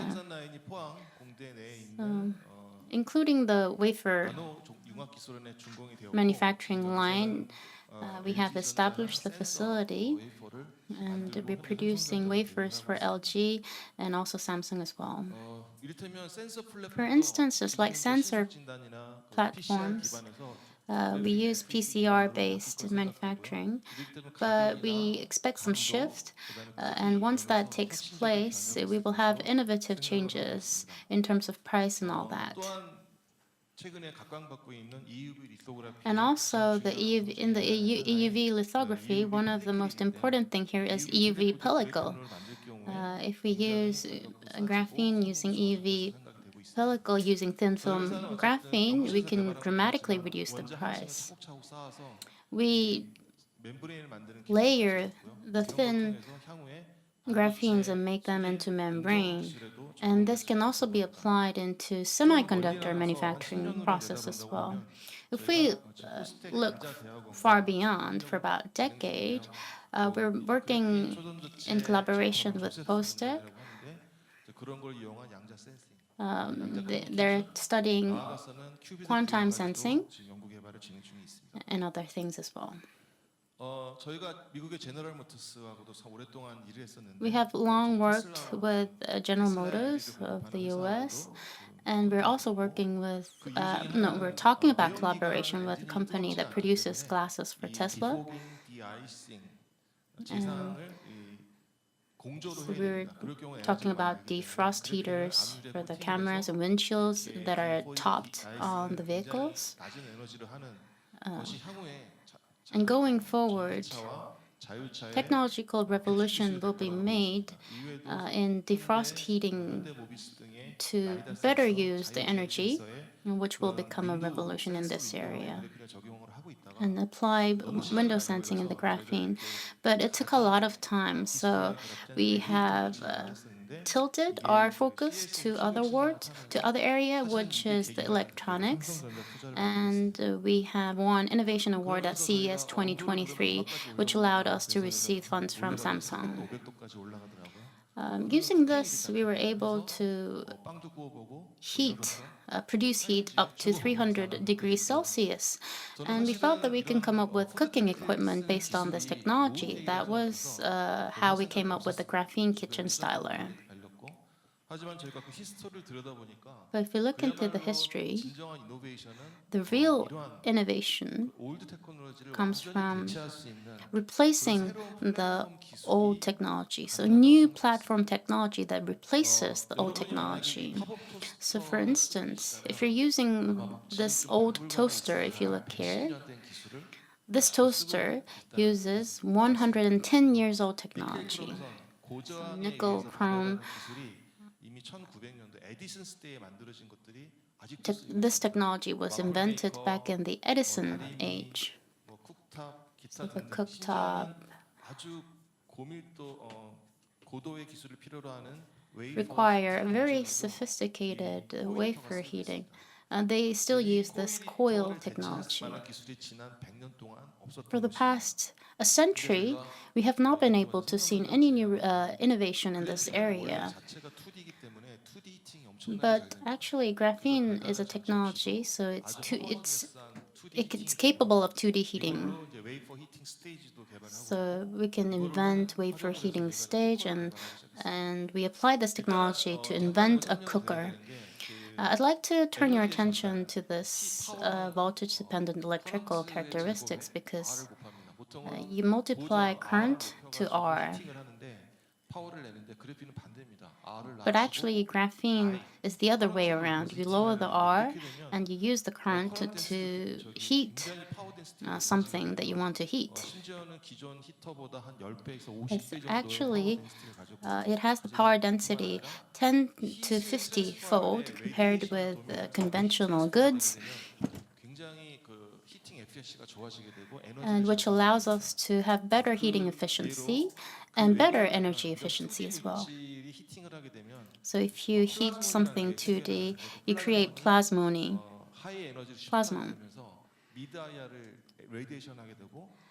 So it radiates the mid-R and comes with very high efficiency heating system.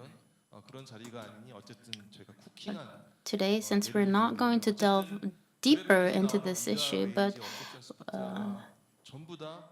what I wanted to mention is that water, protein, sugar,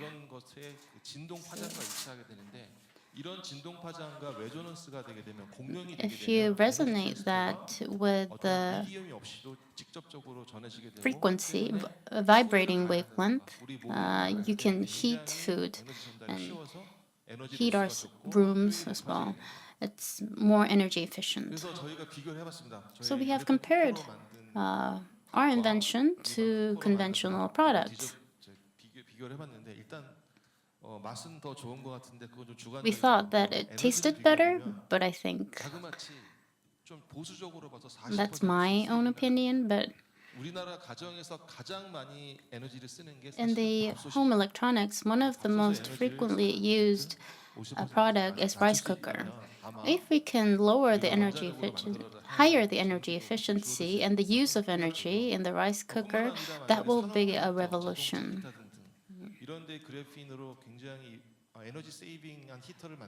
So if we come up with energy-saving heater,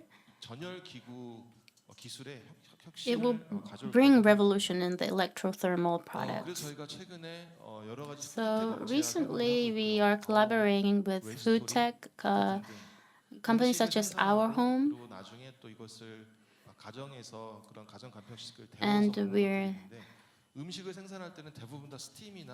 and these companies make home meal replacements.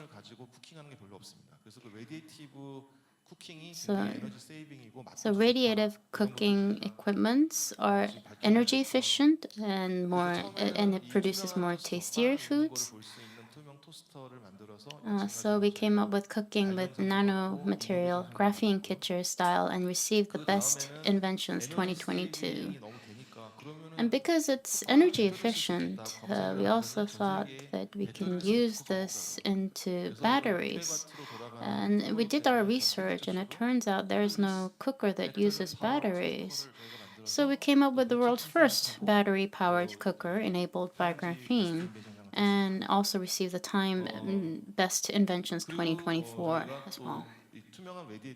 And using this transparent radiation, we also received the CES Innovation Award 2023. And everything we did was cited as innovative and received awards. So innovation for graphene can bring technological innovations and can really impact our daily lives. In addition, it's more heat conducive, better than copper. One of the things we work with Samsung is actually insulation. So we cool down the heat because in data centers, cooling is important and you can apply graphene in that process. And that's one of the areas of our research. So using graphene in the cathodes and anodes and increasing the efficiency, that's one of the research areas we're doing. And this is not just a sector-specific, but industry-wide application. Another thing is in relation to carbon neutrality, net zero. So reforming the gas and water, it creates CO2. A lot of chemical companies are interested in producing hydrogen from natural gas because it creates two added values from one process. So in the hydrogen economy and carbon neutrality, graphene can play an important role here. 저는 그래서 이제 사실 저는 포스텍 출신이고요. Actually, I come from Postec, 포항 사위래 가지고 어떻게 하다 보니까 so they call me the guy from 포항 공장을 Pohang, 짓게 됐는데 사실은 and I'm 우리나라의 stationed in 제일 Pohang 좋은 as well. 수도권이나 한강수계, 낙동강수계, 금강도 마찬가지일 것입니다. 하기 굉장히 어렵습니다. 페이스가 요만큼을 나온다면.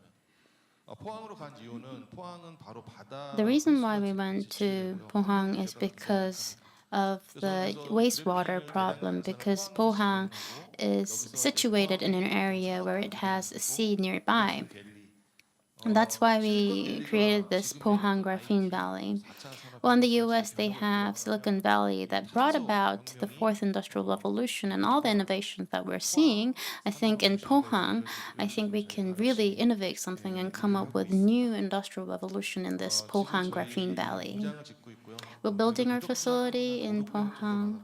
Up until now, we have received about 500 million to 600 million won.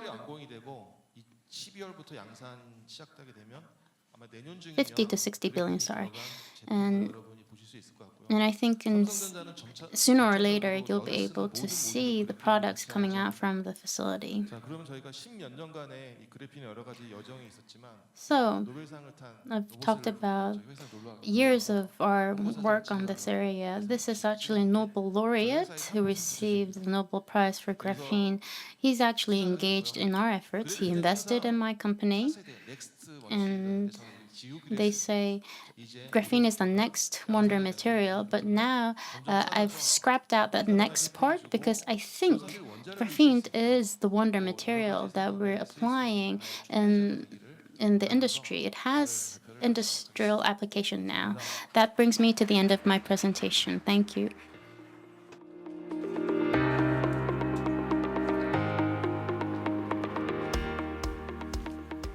네, 홍 교수님 발표 감사합니다.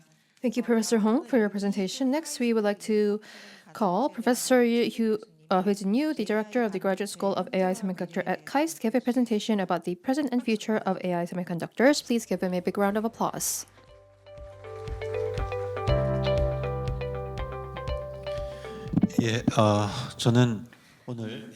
So today I'm going to talk about the present and future of AI semiconductors.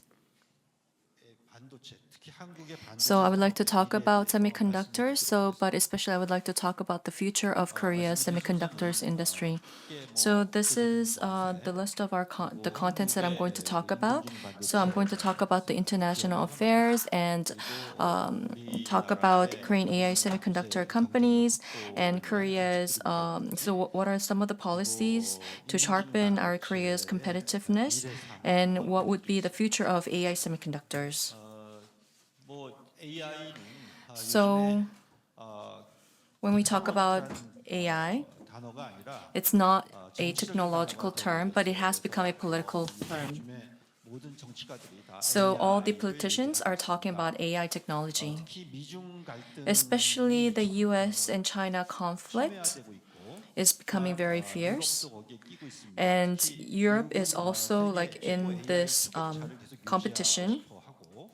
So the United States, it wants to sustain its technological supremacy over AI.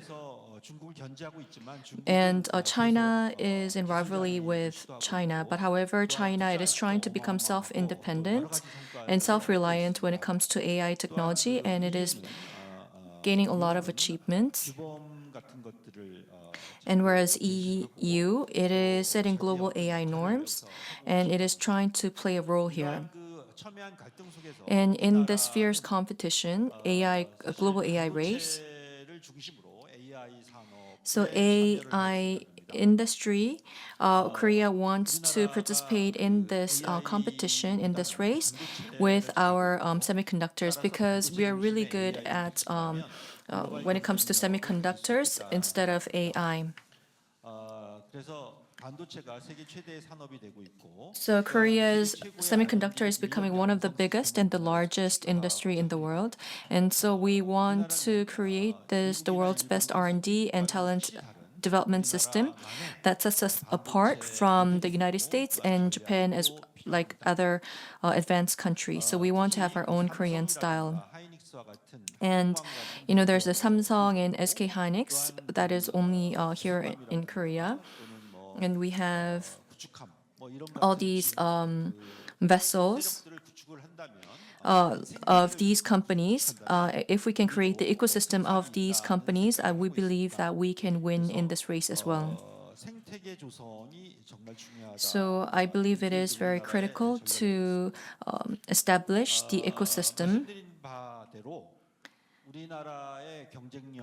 So our competitiveness lies of being the semiconductor powerhouse. So we have we have the world's biggest memory semiconductors, and we are the second when it comes to the foundry manufacturing capacity, and we have great outstanding talents for that. And based on the strength, we would like to move forward with joining this race. And also when it comes to the demands for the semiconductors, we have all these very great companies like for the making the smartphones and cars as well as the electronics, where Taiwan does not have. And together with these Korean companies, if we can cooperate with them, I believe that we can create a huge AI semiconductors market. And we also have very advanced communications and telecommunications technologies as well. And when it comes to the cloud systems, we are also putting a lot of investments. So for this AI infrastructure and service segment, we can have a great market if we can make investments. And we have made roughly 1 trillion Korean won of R&D investments. And you can see that these technologies are becoming in our visible range. And so AI semiconductors companies that we have here in Korea, we have Puriosa AI for the data centers and Rebellion. And for the mobiles and on-device AIs technologies, we have DeepX and we have Mobilient. So Puriosa AI, they have integrated chips, and it is working together with HBM to integrate MPUs. And when it comes to Rebellion, they have recently merged with Sapion, and in February last year, they had this ICC conference, which is the world's largest, and they have introduced this new semiconductor, and it has gained interest and compliments from other US companies like NVIDIA. And DeepX specializes this edge style chips, and it is working closely with other companies. And Mobilient, it has strength in mobile intelligence that can be integrated with the vehicles and cars, and they have this showing high performance for their mass-produced chips, and it is gaining a lot of interest. And so DNN, which is the deep neural network, is actually at the center of advancing AI technology, and the technological development is being accelerated with this technology based on NPU. And I'm sure that you're all aware of CPU and GPU. And for CPU, instead of this computing, what it does that it processes the software serials. And so this is software programmable structure. And in contrast, GPU, it is more of the game processors, and it can draw pictures really fast. And so it has many PEs in parallelism. But for DNN, GPU is not suitable because it is consuming a lot of energy, and for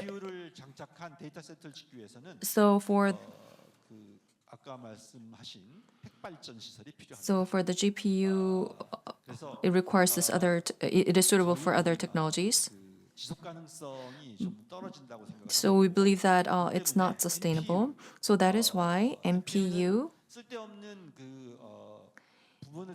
it reduces any redundant workloads, and it is optimized for DNN, and it is highly integrated.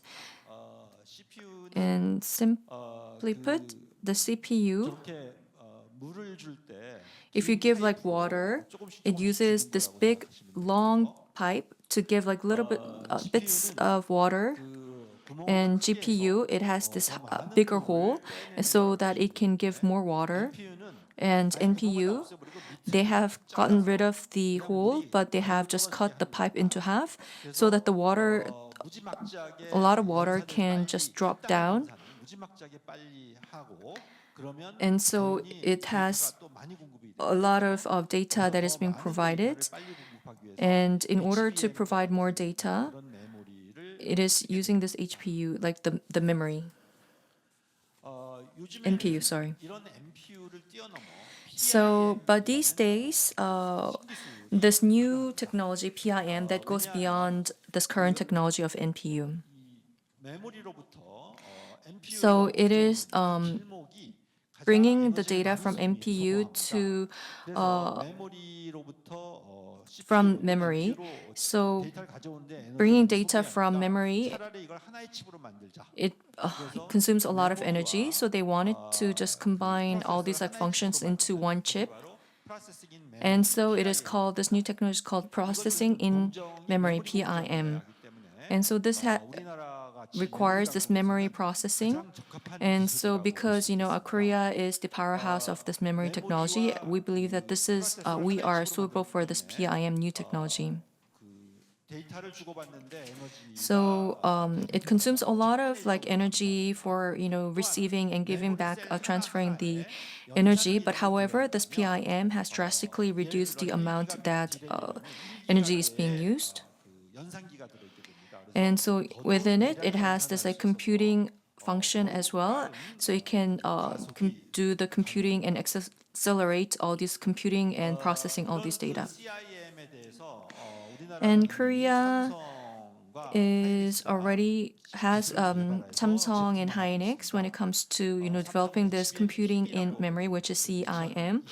And Samsung has introduced HBM PIM in 2021. It is in the process of promoting it and marketing it.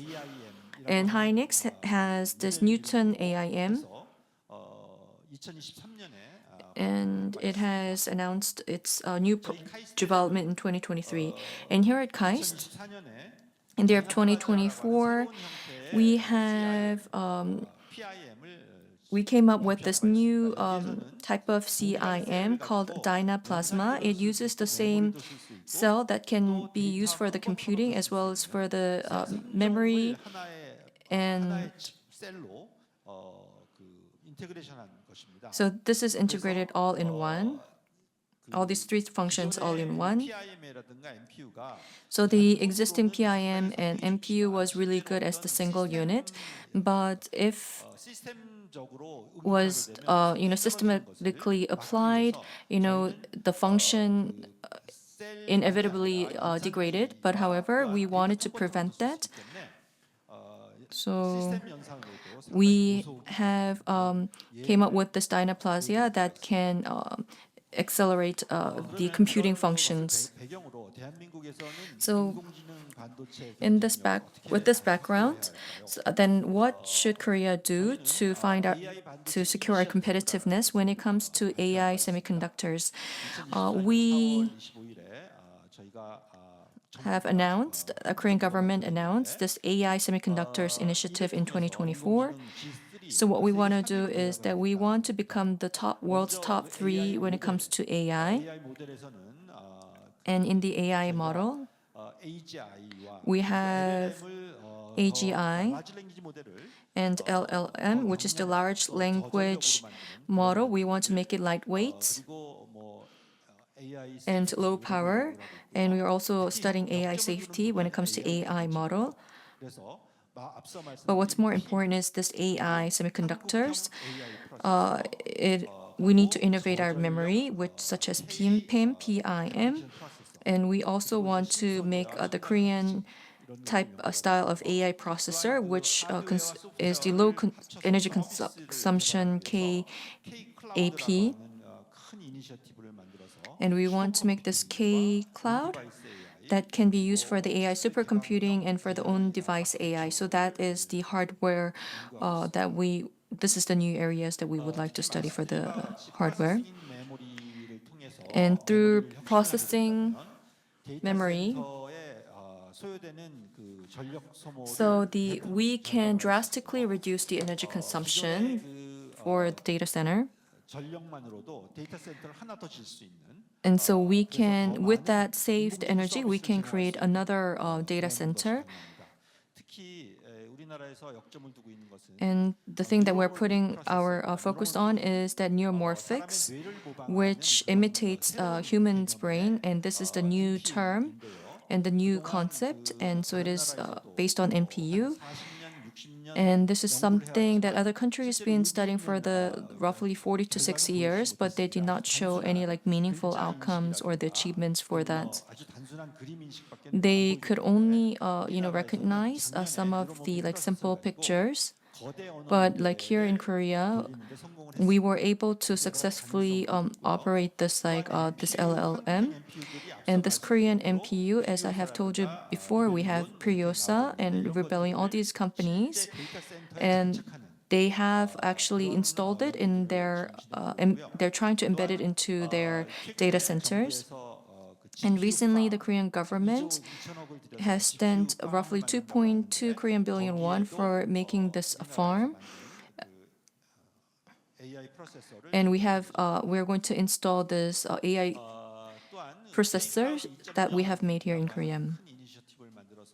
And also, we have this K-Cloud 2.0 initiative, which is going to have to create this new AI service. And we're in the process, and we have also roughly 1 trillion won was approved for this during the preliminary pilot test.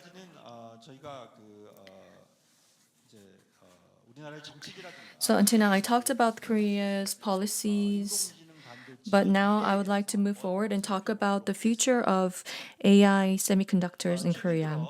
And recently, NVIDIA's Jensen Huang talked about physical AI and talk about agent AI. So physical AI is not just merely making the brain, but it is also making the hands as well as the eyes, where the eyes can become the sensors and the hands can be the actuators. And through these devices, we can make some actions. And we can also make this emotional exchanges and can also recognize some of the stimuluses that are coming up from outside, from externally. So all these sensors go through this board, and that is being connected to eyes and hands, and it is called physical AI. And yesterday, Google has announced this new AI glass. An AI glass is connecting the reality and the cyber world. And the most important thing is the space computing or the spatial computing. And what it can bring it is the technology that can bring the things into the cyber world or the things in the cyber world into the reality. So we can, grab or to make some changes to the objects that are in the cyber world So with this AI glass, and which is highly energy efficient, it can change a lot of things in the cyber world. And so does the new technology that we've been working on. 돌아가고 있습니다. 예, 됐습니다. 저희 칩을 장착을 하게 되면 So if you install this chip that we have made, 1초에 72번 또는 61번 화면이 바뀌어서 아주 스무스하게 so it can shows like many videos, like 72 slides or 61 per second. 저건 제 손입니다. 진짜 제 손. And as you can see, that's my own actual real hand. I've been put it into the cyber world to create this stuff, and I can color it, and I can also like do the flower. So the hands that you see are actually like my hands. So using my real hands, I'm like changing and making different arrangements in the cyber world with all the objects in the cyber world. And this other thing that I would like to talk about is, there's like Ghibli type images that are becoming very popular. So this Ghibli type like pictures, as you can see, it takes a lot of time because the prompts has to go all the way to the data center, and then the data center like draws it and then shows us gives us the responses back. But we, as you can see in this as you can see in this demonstration video, what you can do is that you can write something for the prompt, and they can change the images in the video. And our chip is really fast, and that is something that you can see in this demo video. Like if you see in the far right, the drawing, it just came out like within seconds. And this is something that my student has taken. Like this is the new picture, and it is being transformed, like changed to Tom Cruise. And they can change it to like Marilyn Monroe really fast, like in a short period of time. So this type of chip is something that we have developed.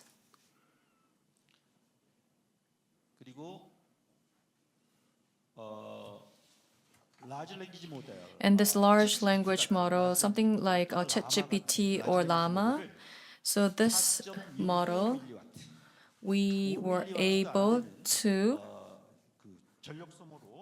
have this we made a really energy efficient chip, which is less than 5 milliwatt. So it's 4.69.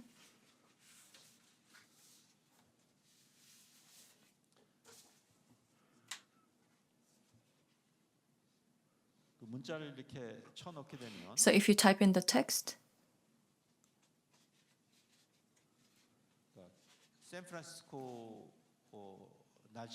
so it is asking the question about the current weather in San Francisco, and it gives you the answer right away. So it is not connected to the internet. It is only so this answer is response is being produced from the chip that we have made. And I've asked, so we have this chip that asks, that explains a lot, gives really good explanation about KAIST. And recently we also have made this new technology that shares emotions. So it is kind of like this. So if a person shares the emotion, then this chip can produce generate some of this feedback, and we call it affect achievement. And so they hear the voice and recognizes the emotion of the person and emphasize with the user. So this is the chip that we have made.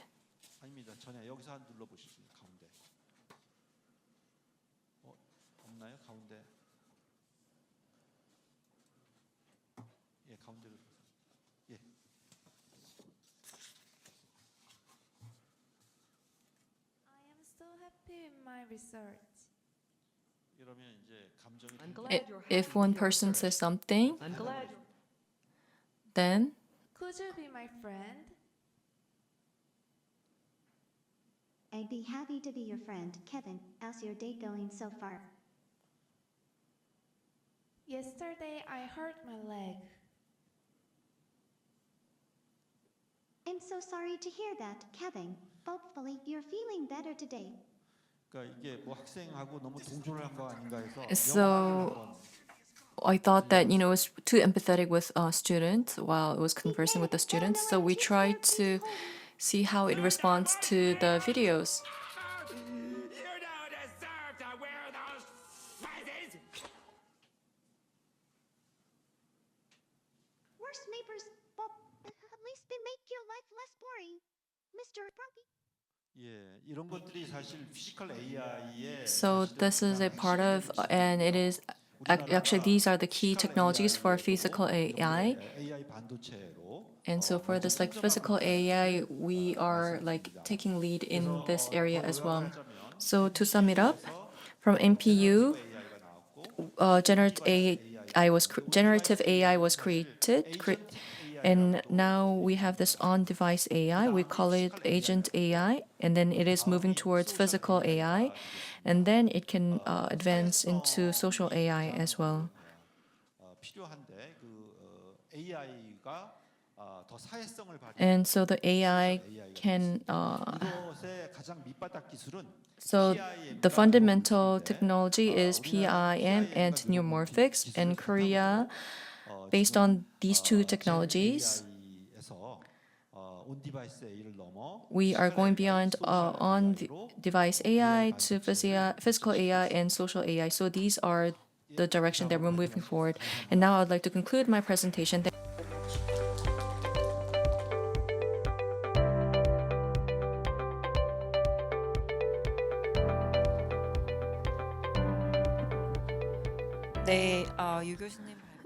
Thank you, Professor Yoon, for your presentation.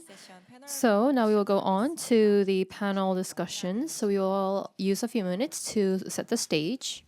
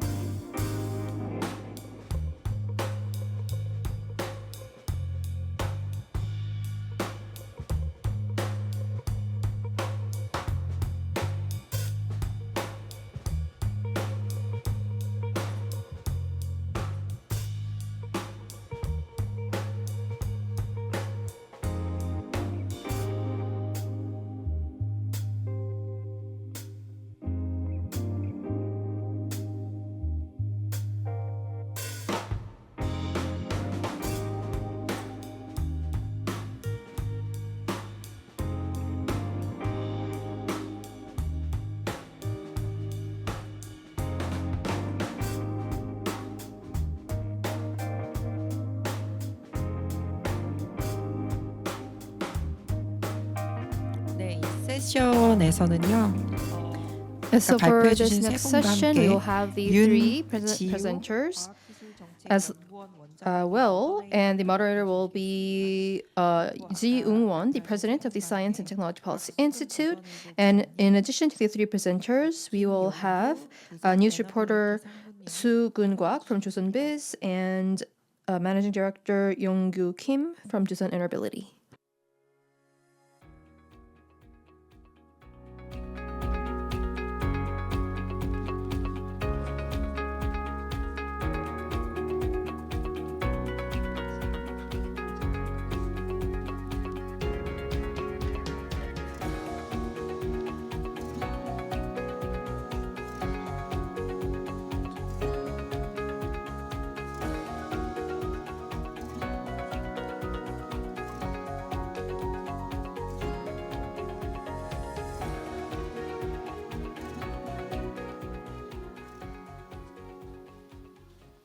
네.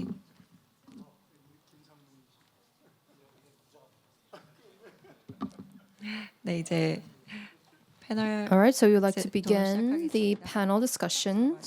Please give everyone a big round of applause.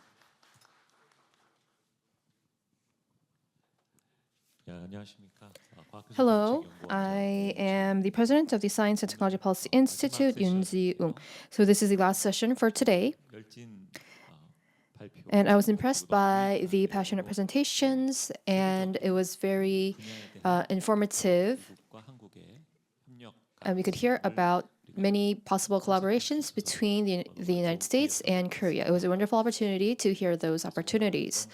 So first of all, we have 5 panelists, and 3 have already given a presentation. We have 2 new panelists, and we only have until 5:10, but I think we can use a little bit more time for some meaningful discussions.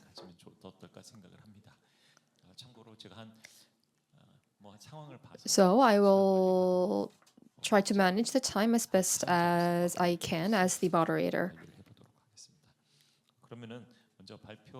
So first of all, we have 2 panelists who have not given a presentation, but they have joined us as panelists.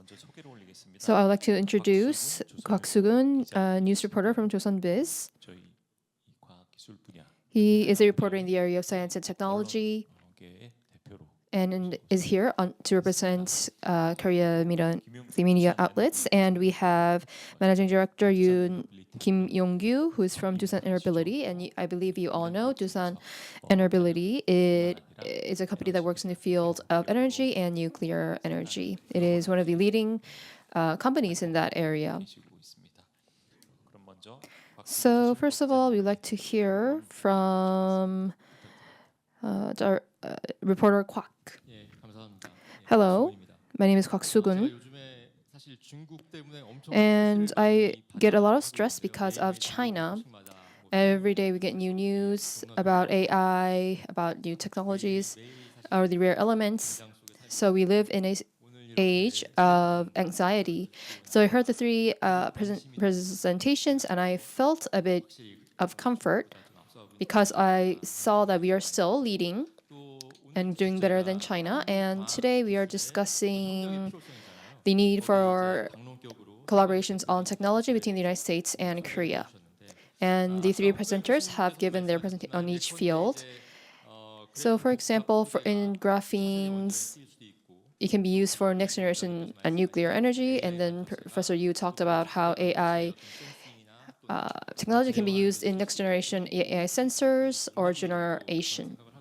And I believe this is all very good news. And for the first session, what I was very glad to hear is that President Atkinson said that it's not a choice to do collaboration in technology between the United States and Korea. It is now there's now an essential need for collaboration in science and technology, because about 10 years ago, I lived in China for more than a year. And at the time, China was very different from now. For example, Samsung phones or LG displays, China was very jealous of that, and they wanted to live up to that standard. But now, China, as you have already reported several times, China has become very self-reliant, and if it is determined, it can really dominate many world markets when it comes not just in the high-tech fields, but everything. So if there is not a wall called tariffs, then they really can take over every field. So I think that China can become a monster. And so for us to fight this monster, we need the United States, Korea, and Japan to work together. So for us to do that, we need to work together from the starting point of R&D, and we need to have stronger, tighter collaborations in technology.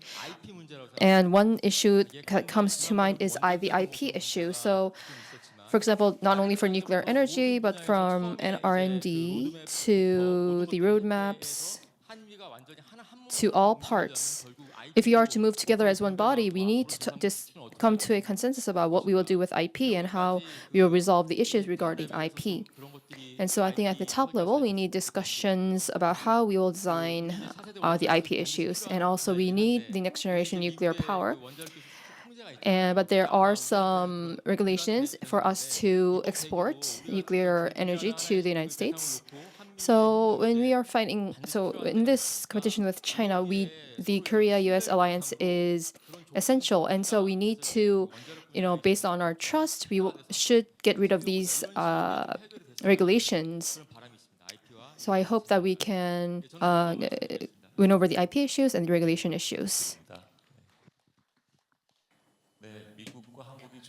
Yes, I also do believe that we should engage in credible cooperation between Korea and the US. To be more specific, like intellectual property or the agreement on nuclear energy between our two countries. I think we really should move forward in those directions. Next, I would like to invite Managing Director Young-Kyu Kim.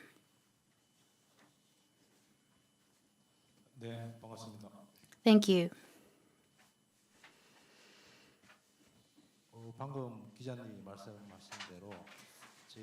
Mr. Kwok just mentioned that the more we export, one of the issues that we're talking is export controls and intellectual property. Of course, we made many efforts and endeavors, and we've been able to come to an agreement with the US on this issue, and we're pushing ahead with the project. Of course, it was a very sensitive process, and it was a difficult process indeed. Then, going forward, are we going to continue in this direction? Are we going to replicate that kind of difficulties? Well, that shouldn't be the way forward. We should work hand in hand with US companies. And as you'd well know, there's nuclear powerhouses just as China and Russia. They're dominating the world nuclear market. And under such circumstances, I think Korea and the US should work together to tackle that. As for my company, Doosan Enerbility, some of you may know, but we provide equipment to nuclear power plants. So the key equipment, we have been supplying that since 1980s, and thanks to that, more recently, we've been able to work with SMR companies, in particular US SMR company, NX Energy, and TerraPower. And out of that, NuScale is actually making a lot of advances in this area, in particular in the SMR.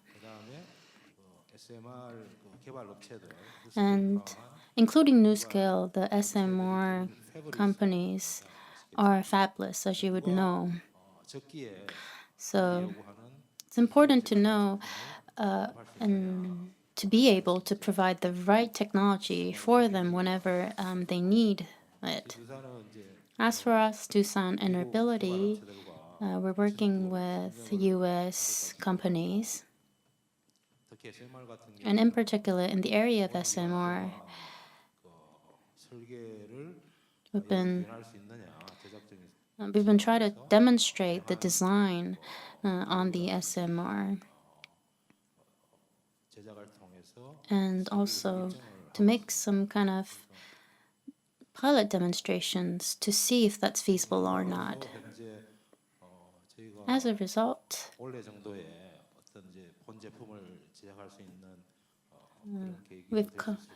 I think they'll allow us to provide the right technology whenever necessary.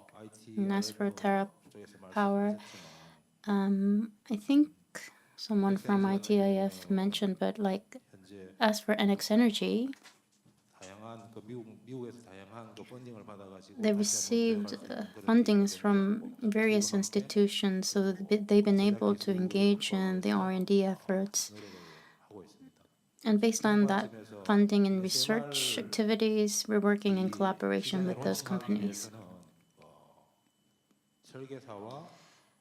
So in this area, designing and the manufacturing, collaboration between those two is important. And through that, as for China, they're already in the SMR business, and Russia too. So as for the Western countries, they're lagging slightly behind in terms of commercialization.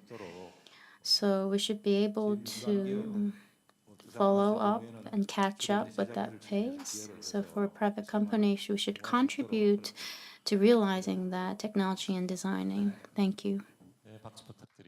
Please give them a big round of applause. So when we talk about this energy issue, this is the global issue, and for us to address it, this development of nuclear technology is very important, and we believe that it could, contribute a lot for that energy issue. And now I'd like to ask Professor Kim Yong-hee and talk about the nuclear development and the cooperation between the U.S. and Korea. Can you please elaborate more on that? Like, what are some of the political issues, policy issue, or for the strategic issues that we could talk about? Right. So there are many things that I want to say, but due to the time limit, I just want to talk about one core thing. So we have the president from ITIF as well. So what I wanted to say is to build sustainable nuclear energy, we need to solve the issue of spent nuclear fuels, or SNFs. That is really the biggest issue in nuclear energy. But there is a way to solve this. But we need the cooperation between the United States and allies for this to make this energy commercial. But until now, it was difficult to make this a long-term effort. So I think until now it was difficult to visualize these kind of efforts. But I think we have come to the point that where we have to think about the long term and how we will solve the energy crisis. And so we have done a lot of research between the United States and Korea. Especially, we have done great research in pyro processing. And we want to find a way for these technologies to be commercialized very quickly. So if we can come to an agreement between the United States and Korea, I think we can also involve Japan and France in these efforts as well, because Japan and France, they have their own SNF methods, but apart from them, no other country is very open to this idea. It's a very sensitive issue, and they are not happy about these spent nuclear fuel, about these technologies that deal with spent nuclear fuels. But we can bring some consensus around the need to use the molten salt fast reactors because it can lead to sustainable energy. So for the United States and Korea, we have done so much research on this, and we now need to think about how we will seriously make this a reality. And for that to happen, we need some honest discussions between the two nations. And I think we are at the point that we really need to have this discussion.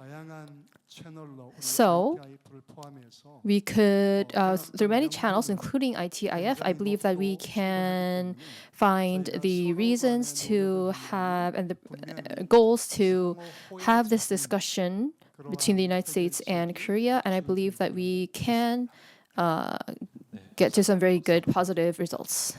Thank you. Please give him a round of applause. All right, so the spent nuclear fuel issue is a big issue, and going forward, it is an issue that needs to be treated very carefully, but also very actively. We need to reach a consensus on it. And I think we are at the golden time for spent nuclear fuels, and I hope that we can find some solutions. Next, I would like to ask a question to Professor Hong Young-hee, which is also something that I would like to know. Graphene. So I think in the graphene area, we're seeing some results that's really tangible. So as for the graphene industry and the direction forward, can you elaborate more? Well, first of all, the IT and semiconductor, EV, and home appliances, companies are doing very well, but one concern I have is China's rise. We've seen from the presentations about the gap between China and the leaders in each sectors and the industries. But for graphene, we have gap about 6 to 7 years. I think we should create an overwhelming gap with China in this area. And another area is, I think, bioeconomy.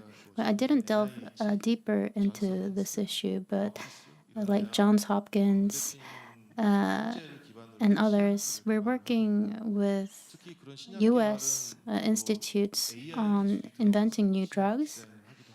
And using graphene, we design new drugs. And we also have the issue of new drug regulation. So there's an area where we can curb China or limit China's influence. Since COVID, we've been able to do that. And in Korea as well, we've made a regulation on new drugs. So lipid nanoparticle R&D had been very active since COVID. And the added value created from this area is on par with the AI industry as well. So in collaboration with the US, I would like to come up with some kind of system or institution. Thank you. Please give them a big round of applause. Personally, I want to invest in this area. So going forward, I think graphene should be a material that will have positive influence across the US and Korean industries. And the third I'd like to touch upon is AI chip. I've also seen the video from the presentation, but it's rapidly developing. Professor Hee-jun Yu from KAIST. So should Korea and US collaborate in this area, what kind of work can we do together? So yesterday, Google announced this new AI glass, and when I saw that news, Google has this like Gemini and Android OS software, and the hardware is being made by Samsung Electronics. So hardware, Samsung is taking part of it, and for the software, the companies in the United States is doing like similar to this model. I think it could be a great business model. Because Korea, when it comes to the semiconductors industry, I believe that we are the powerhouse of semiconductors technology. And recently, like roughly 2 years ago, we have this like one of the biggest conference called ICC, and they have roughly 200 papers being produced worldwide. And out of those 200 papers, United States produced like 100 annually. But last year, if you take a look at it, like China produced a lot, and Korea and the United States produced like the similar level, the number of the papers last year. So as you can see, like China is closing in the gap really fast. So that is why it is very imperative for the United States and Korea to cooperate for us to compete with China. So I see that kind of like, so as the like Google's AI is a great model, glass is a great model. So like anything like AI applications in the software is something that the United States can do, and whereas Korea can like manufacture this like AI chips for us to compete with China. So if you look at China's development, I have a friend in HKU, and he said that they have their own skill sets and capabilities to work on the technologies. But I believe that, and they said that they can close in that gap really fast. But I believe we still have 3 or 4 years gap, and within that 3 to 4 years gap, we need to use that as the opportunity to widen the gap with China, because with our close collaboration, otherwise they will do much better. So we need to find a great role model so that the United States and Korea can collaborate and cooperate in the semiconductors area. Thank you very much for your answer. So we have went through this one round of the questions to each panelists, but still it is 5:09, so we need to conclude our conference by 5:10. So I would like to ask if there's any panelists who would like to add more. So I'm just going to give you 1 more minute. So yes, Mr. Quark. So I'm going to deliver my final message just within 1 minute. So there's this emerging technologies or the frontiers other than this national strategic technology, and I believe that we need this the cooperations between the ministries.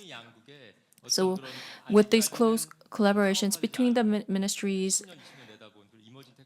that could be further developed with the cooperation with the United States. So I would like to have the channel that's going to the US and Korea collaboration. And we need to have this something that very bold, something that could be quirky but funny, but do something something like what should we do when the aliens come, something like that. And finally, we have this ITIF think tank, and we have great universities in Korea like KAIST, and I believe that, and I would like to see further collaboration between that we are seeing for the conference today. Thank you. I'm going to hand over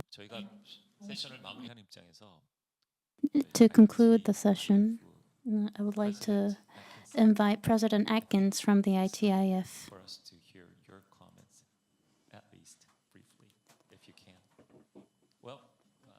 Is there a microphone anywhere? Please send.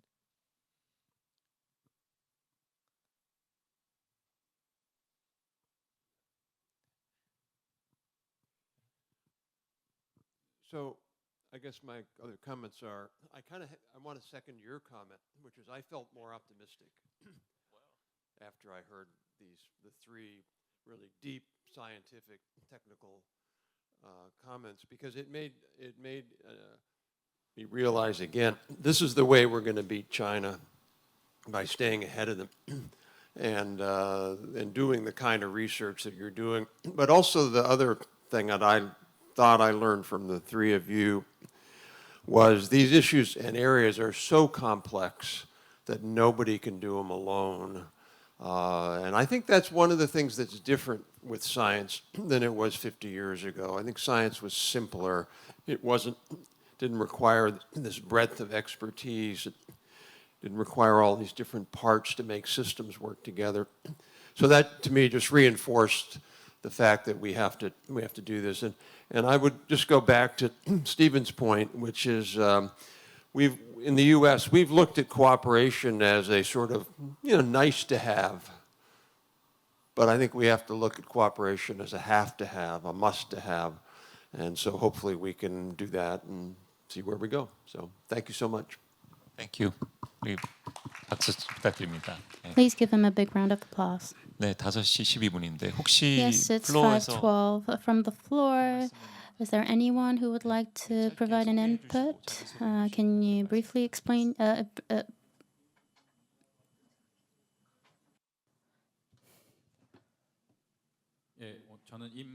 Hello, my name is Im Dong-min, and I am a partner at an investment company. And my background is in the non-science area, so the science aspect is a bit difficult for me to understand. So I think it's something that I need to keep my eye on. So one thing I thought is, have you seen the movie Contact? I wonder if you've watched that movie. Of course, it's just a movie, but it's talking about not a zero-sum game, but a win-win game between two different groups. So looking at our discussions, we talk about China, Korea's relation with China and United States. So China and the United States are competitors, and I think the consensus is that Korea should partner with China, but I wonder if there is a way for all three countries to work together. All right, so who would like to answer this question? So as a moderator, to briefly give you not an answer, but my thoughts, recently what was most impressive, a report that was very impressive was the 2022 Rand Institute about the era of competition. They had a report with that title.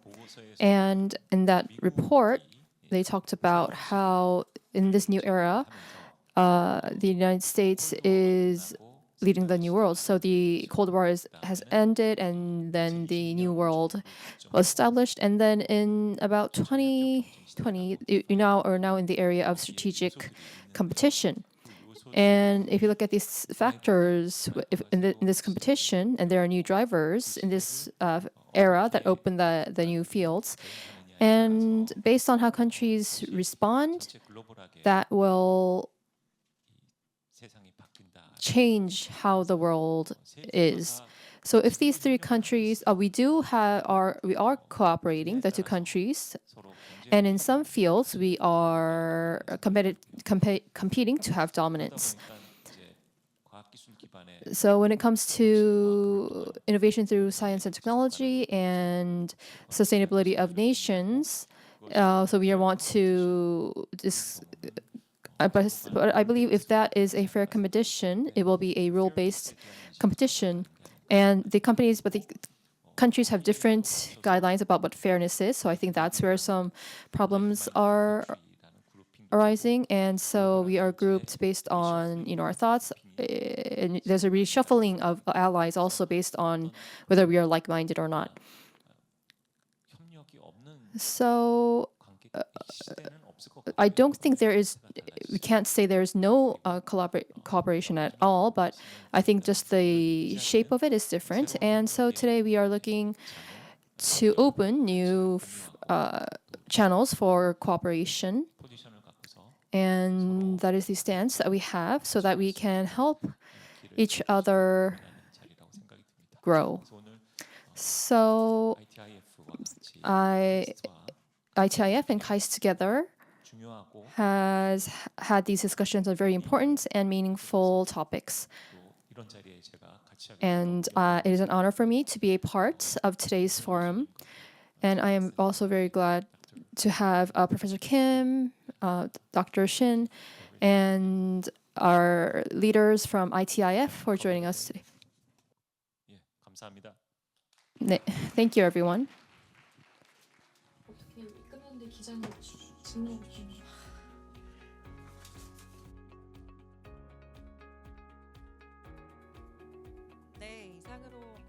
All right, this concludes our formal sessions. On behalf of ITIF and KAIST, thank you again for being part of this important dialogue.